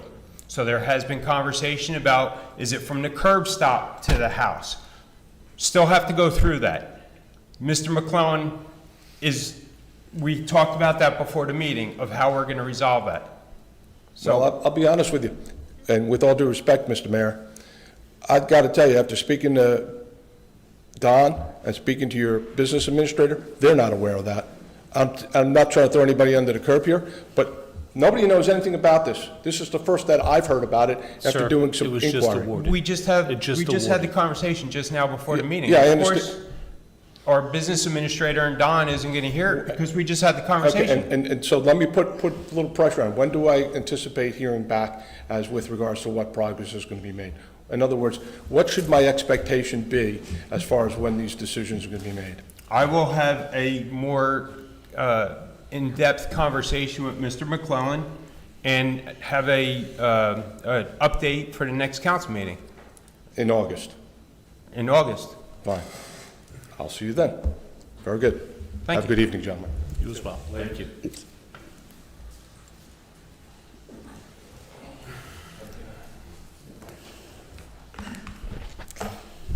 Rosa Tavares, 100 Riva Avenue. Thank you, Council President Zambrana, for your efforts in securing the $1 million grant. So let's just be clear here. It's going to be more than $1 million to kind of take care of this stuff. And I asked for more, but I'll take what I can get. Absolutely. Yeah. It's great news, right? Yeah. Is that in addition to the existing $2 million grant you mentioned? So we have a $2 million water line improvement plan that's for the meters, okay? We anticipate not using it all. The grant that Councilman Zambrana spoke about is, from my mind, a rumor. Yeah. I believe him, but until I see it, which I will eventually, Right. and then we'll do it, okay? I've heard about it, he talked about it, I believe the councilman, but at the end, or the congressman, but yes, we have monies available. The conversation for the council Yeah. is to decide what they want to do with that monies or how to fix the problem. And as we mentioned, yeah, if they're doing that in East Brunswick, okay, but I will tell you that in other municipalities that I've worked for, they didn't fix the lead lines at the taxpayer's expense. It was your line, you had to fix it, okay? And they did it through town, so they had to make those conversations individually in each town. If you have a lot of money, I guess East Brunswick has lots of money, they can buy their own recycling trucks, fix their own lead lines. Yes. Cool beans. So So we haven't got that far yet. I got it. So I'm assuming that we're not going to spend $2 million on just the water meter replacement. So there'll be money left over. We're hoping to, yeah, Right, we're so about $1.5 million, hopefully some of we're about those $1.6 million. funds, hopefully some of those funds can be pooled Yes. into the, okay. Yeah. So I just wanted to clarify something.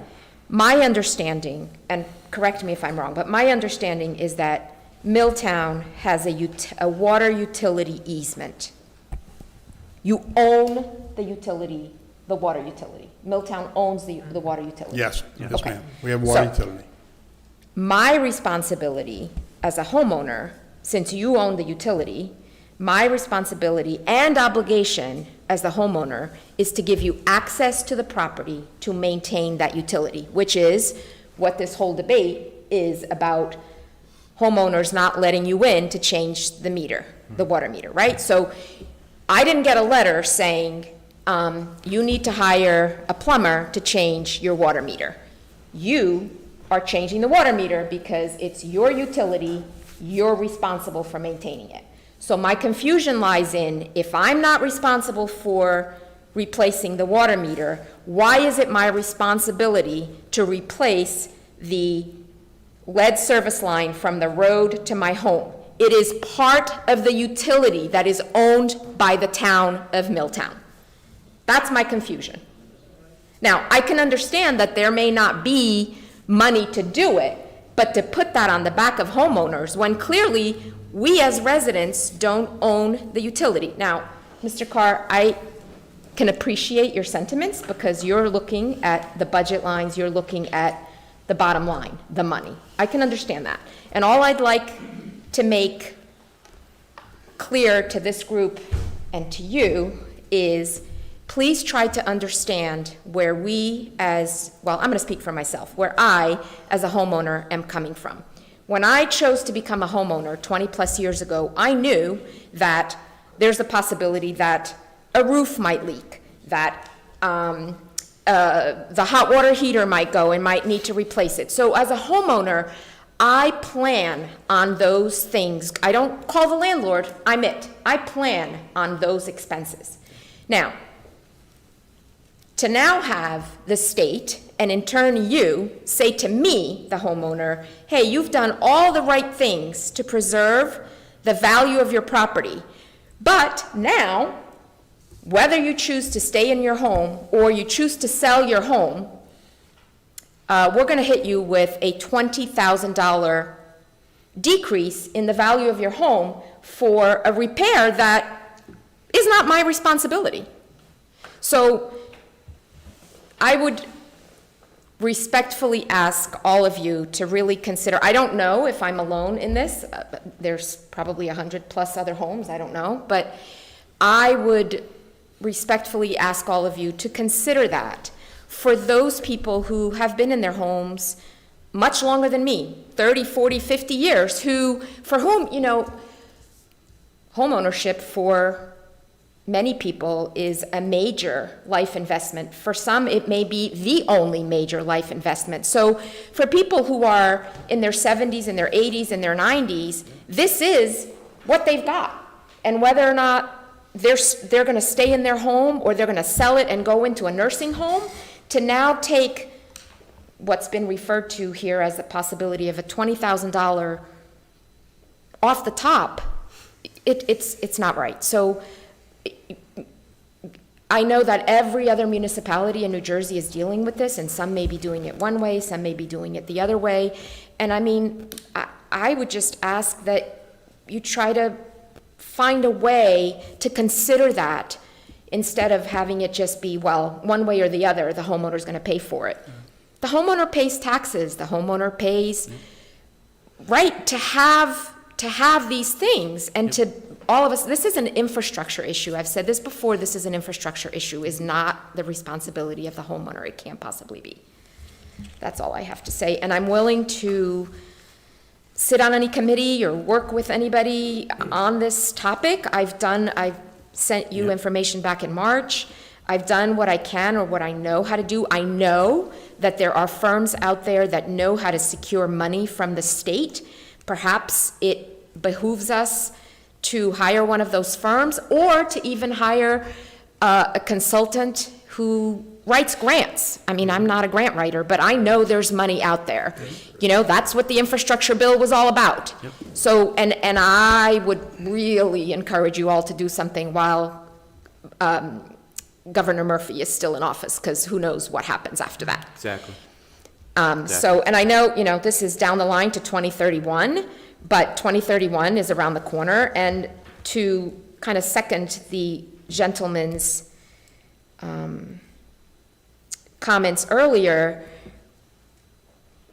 from what I've observed, it seems like things have been kicked down the can has been kicked down the road a few times on a few issues. This isn't something we want to kick back down. And again, if that's been the case all along, now to have the residents have to pay for something that is an example of the incompetence of and I'm not, you know, the incompetence of previous council, again, it seems unfair to me, right? Like, I think this is, to his comment, this is something that's on the table now. Let's deal with it. Let's find a way to deal with it. You know, perhaps there isn't enough money for every single resident to have their, but so we divvy it up. We find, you know, but I really don't like to hear the comments of one way or the other, the resident's going to pay for it, and one way or the other, we're going to put this at, you know, put some kind of, at the sale of the property. Why should a lien on a homeowner's property? Why do I, as a homeowner, who am doing all that I can to do the right thing by my home so that I have the value in it, why should I be penalized for something that a mandate that the state has come down with? That's all. Thank you.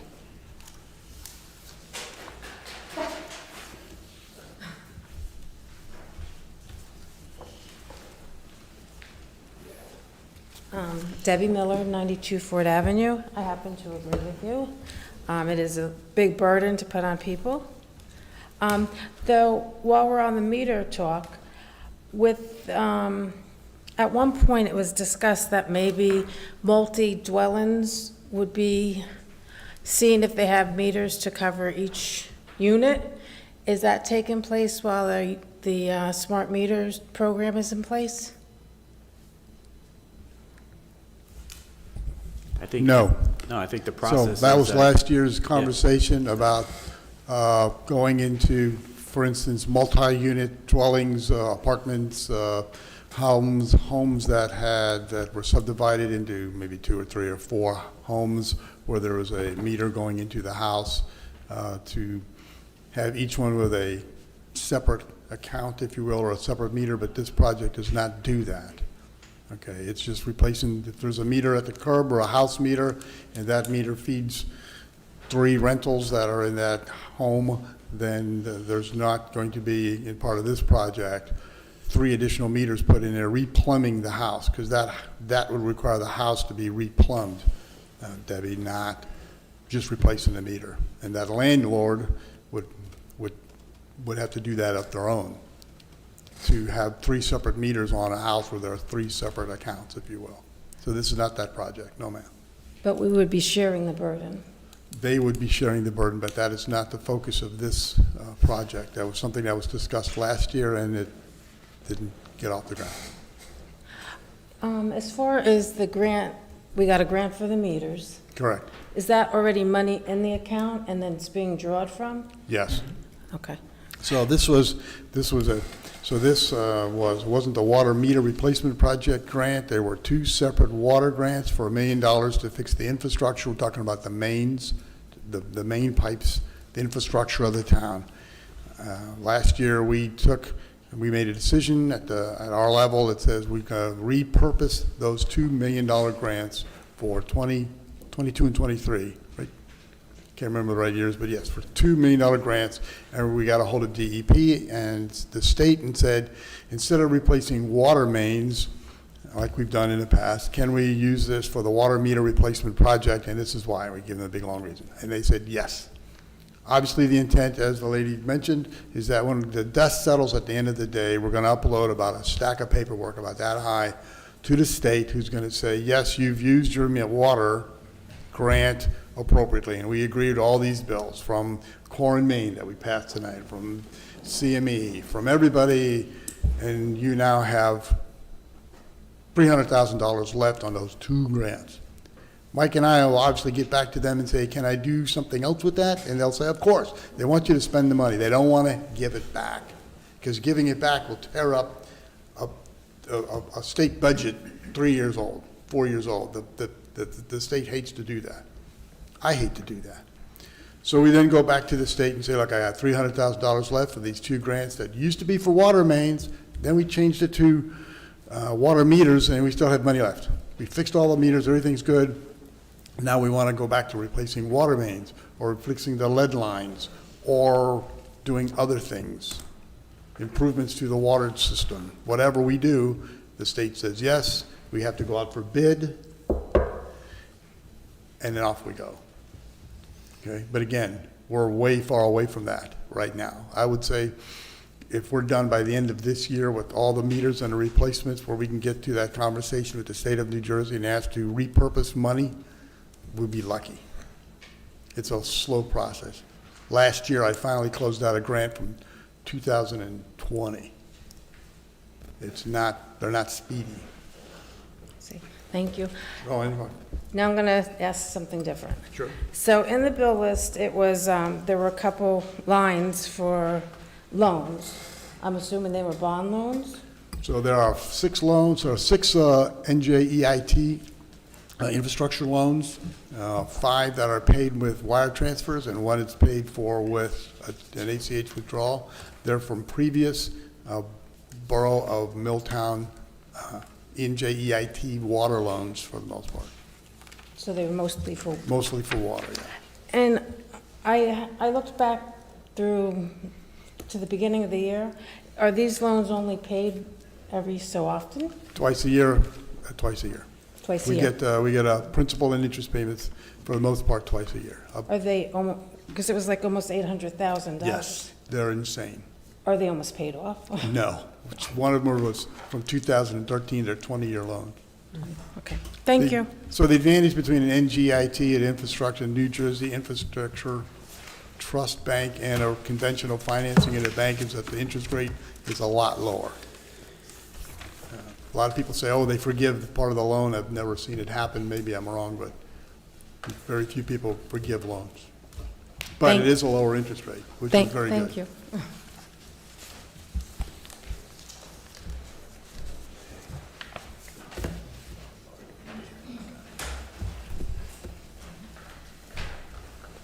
Lee Weisenberger, 99 JFK Drive.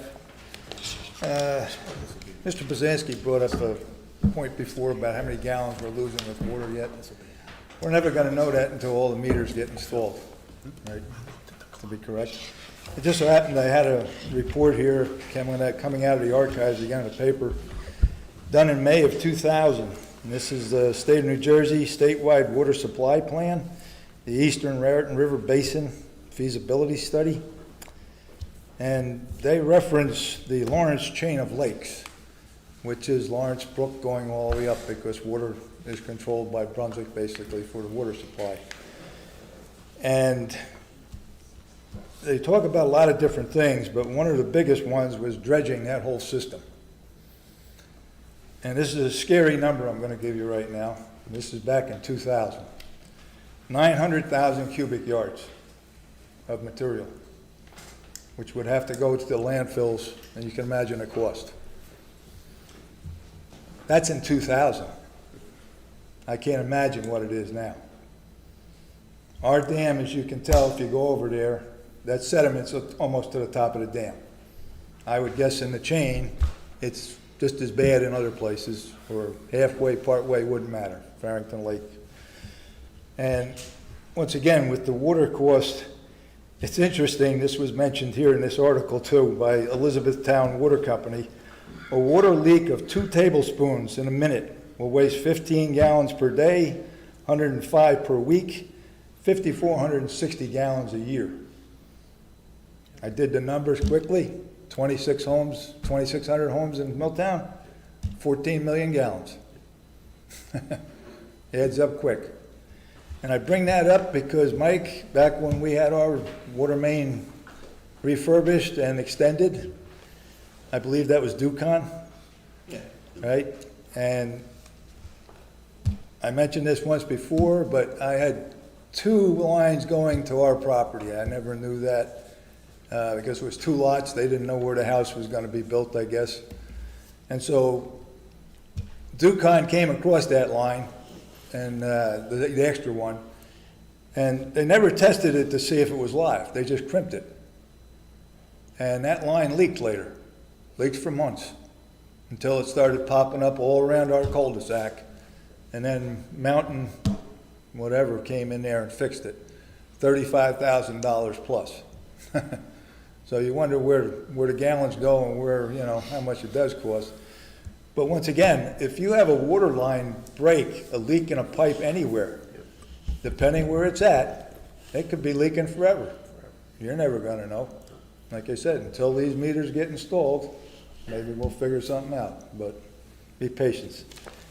And I believe in the past, the young lady brought it up that, once again, from the main to the house, I believe years ago, most towns would have replaced that. That all changed years ago because I think they saw the problem coming and said, we're going to get away from this. They're going to put it on a homeowner, and that's about it. So, but moving along, Once again, with the newspaper archives, I printed up a bunch of these tonight. This is 1971, once again, Mill Pond, dredging.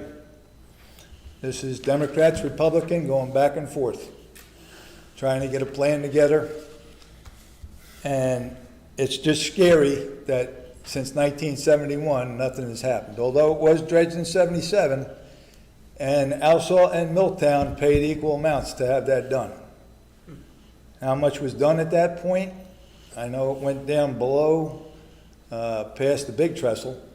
I'm not sure how much if they got into the mill pond itself.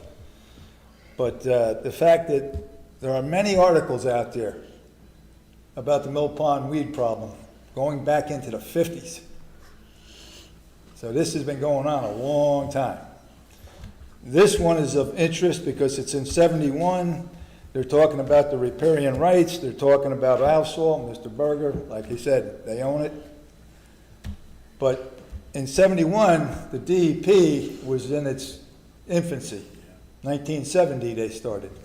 So they were dealing with different agencies, and they reference, like you said, Army Corps, everybody else. That's all changed since then. There's a lot more different programs out there. Mike might be able to help with that, because state money, grant money is available for private owners and towns to work together, I believe. And from what I've read on DEP sites, and sometimes when you get a low interest loan from them even, it may be forgiven. So it's a crapshoot. But once again, the fact that this has been going on in this town since the 50s. We got a minor dredging done in 77, 78, but that this continues yet, that's what I'm saying. We have to settle this dispute, whatever it is, with Mr. Berger over ownership, and like I said, fix it, okay? Appreciate it. That's a really interesting concept you had about the water. Does anybody know how much water's leaking over at the Ford Avenue? Could be leaking out of your own house. We could be, You yeah, see but I what mean, a they could be faucet- leaking a faucet's millions of ripped out. dollars over, millions of gallons over there, and we'll never find it. Till Like they I start said, a digging. lot of pipes in town. Who knows? Yeah. We might narrow it down once we get all the meters in. Yeah, but I mean, how old are some of those pipes? 100 years old over there? That's all supposed to be shut off now, from what I understand. All the utilities were cut off. Hopefully. Maybe we'll find that out too. So stay tuned. Then we don't know where we own it to. Whatever. Appreciate it. Thank you. Thank you.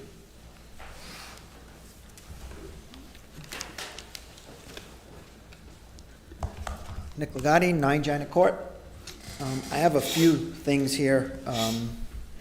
First is, with the crossing guards, I happened to be sitting next to the police chief during the beginning of the meeting, and he did verify for me that none of our current crossing guards would lose their job. I forgot to ask that question initially. I just wanted to let everybody know that as well. I also would like to put something out there for the November election. I do coordinate the poll workers for the Democrats. Please, I'm sorry, Gretchen, but if you can contact the borough clerk, she definitely has my contact information. If you're interested in being a poll worker, Gretchen will get you in touch with me and we'll try and get you squared away. I know this is not supposed to be question and answering, but Councilman Poznanski, I got a little confused on when's the last recycling pickup and when is the, August 4th is the last, August 11th is a new one. so, no. August 11th I've seen listed as the new one. All right, somebody can get back to me. I'm going to have a meeting at the senior center next Tuesday. You're welcome to come. All right, perfect. I just got confused and I just. I'm sorry, Faith. No worries.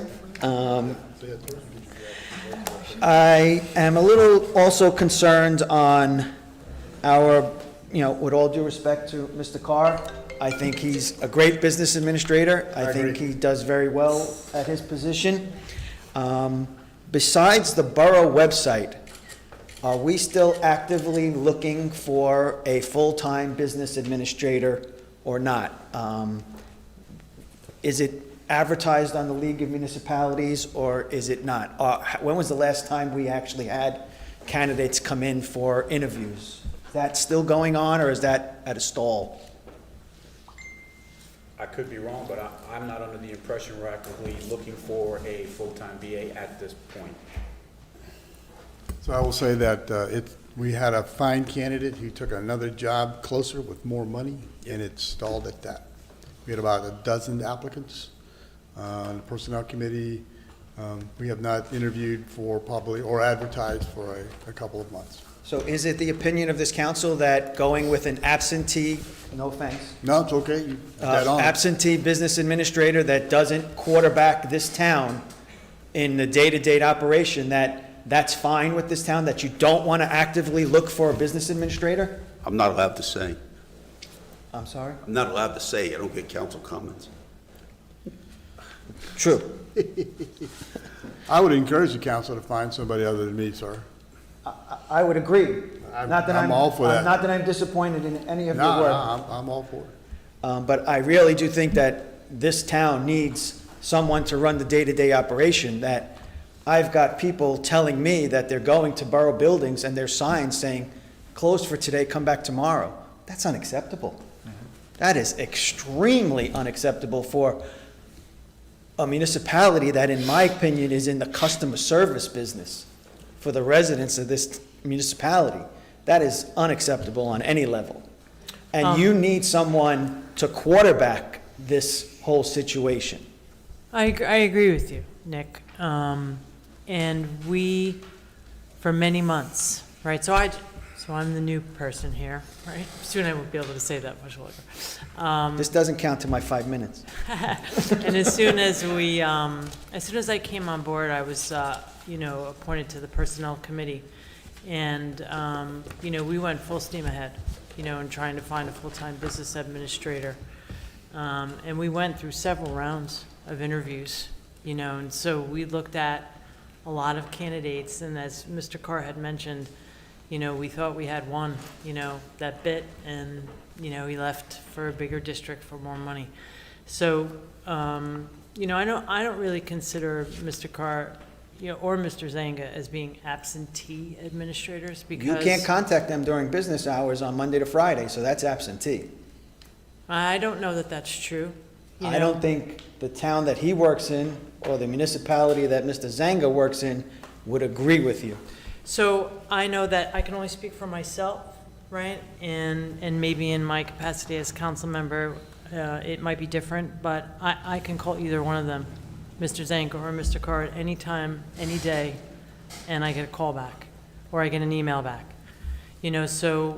So for part-time employees, at least in my council member role, right, they are accessible. I don't ever go wondering, about an answer to anything, in my experience in the last 6 months. But I don't disagree with you that the business administrator plays a critical role, but that they're few and far between, the kind of experience that you need, and they can be very, very selective in where they want to work. That's what I've seen in my experience so far. I appreciate your take on it, and I appreciate that both Mr. Zanger and Mr. Carr communicate during those times, but in addition to that, there's quarterbacking of the borough day-to-day operations that there's no one here doing. Mm-hmm. There's no one here doing it. You have, what do we call them? Directors or department heads that are policing themselves. You need someone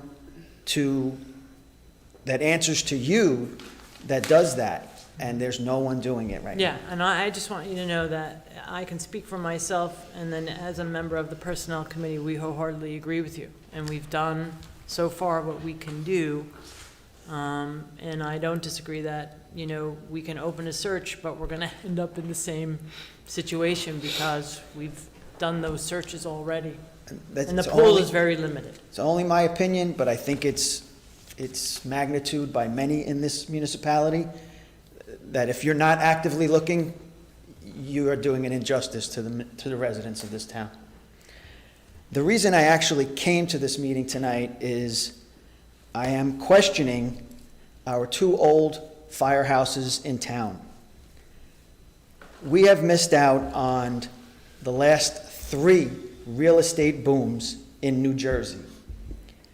Those 2 firehouses, per a former mayor, Mayor Stieber, while council was here, while he was on council, it was promised that those 2 firehouses would be sold to recoup some of the money that was spent on building the new facility across the street. That has never been followed through on. Council members made decisions based on that at that time. I don't know what has to be done, why it's stalled off over all these last 5 or 6 years. I've personally come up here and asked you to get the borough attorney to start the process to subdivide the property, get the parking lot included, make it more, nicer for sale, and nothing. I don't think anything has been done, and you waited for some project of increasing Main Street, whatever, that really has done nothing, absolutely nothing, and we're losing out on real estate booms and money, that relief for Milltown residents that's just not happening. I don't care who wants to run lead on it. I don't care who's responsible for making it happen. I don't think the residents care who's responsible. They just want some relief. They want you guys to do the right thing for Milltown, for the Milltown residents. It's too long. It's too much you missed out on. You're missing out on the last real estate boom now. It's towards the end. I don't think there's anything you can do about it now, but that's another thing that really needs to happen. I'm not looking for responses. I know this is just comments, but if anybody wants to pull me aside, I've been asked a few times to help out. I will always help in any way I can. And I'll say it again, it's just my opinion, but I think it's of many in this town, that we need to move on a business administrator position here and to get our 2 firehouses sold so that we can get some relief for our residents. I thank you for your time, and I do also appreciate everybody's efforts up there. Being a former councilman, I know it's not always a nice experience, but I hope it will be at the end. Thank you again. Thank you, Nick. Thank you, Nick. So, Mr. Legati, I have 2 comments to that, because I want you to understand it as well. So the Personnel Committee, I was removed in January as well, so or February, so that things have changed with that. So the Firehouse Subcommittee I tried to get pushed through in April has been just basically denied to get that on the agenda since April by Council President, because I'm not comfortable with waiting for this Main Street rehabilitation plan to design how the firehouse is going to be. I was approached by multiple residents and business owners about converting that into a microbrewery to help generate revenue in this borough, and this council was not entertained by it. So you have to put that on the shoulder of this council, that they do not want to move that forward. I've been trying since April to move that forward with the subcommittee so we could get a better determination of what to do with the firehouses. Excuse me, Nick, I'd like to talk to you at some point. So at this time, I'd entertain a motion to adjourn. Motion. Second. I have a motion made by Council President Zambrana, second by Councilman Potter. All in favor? Aye. Any opposed? Thank you. Get a taste of that.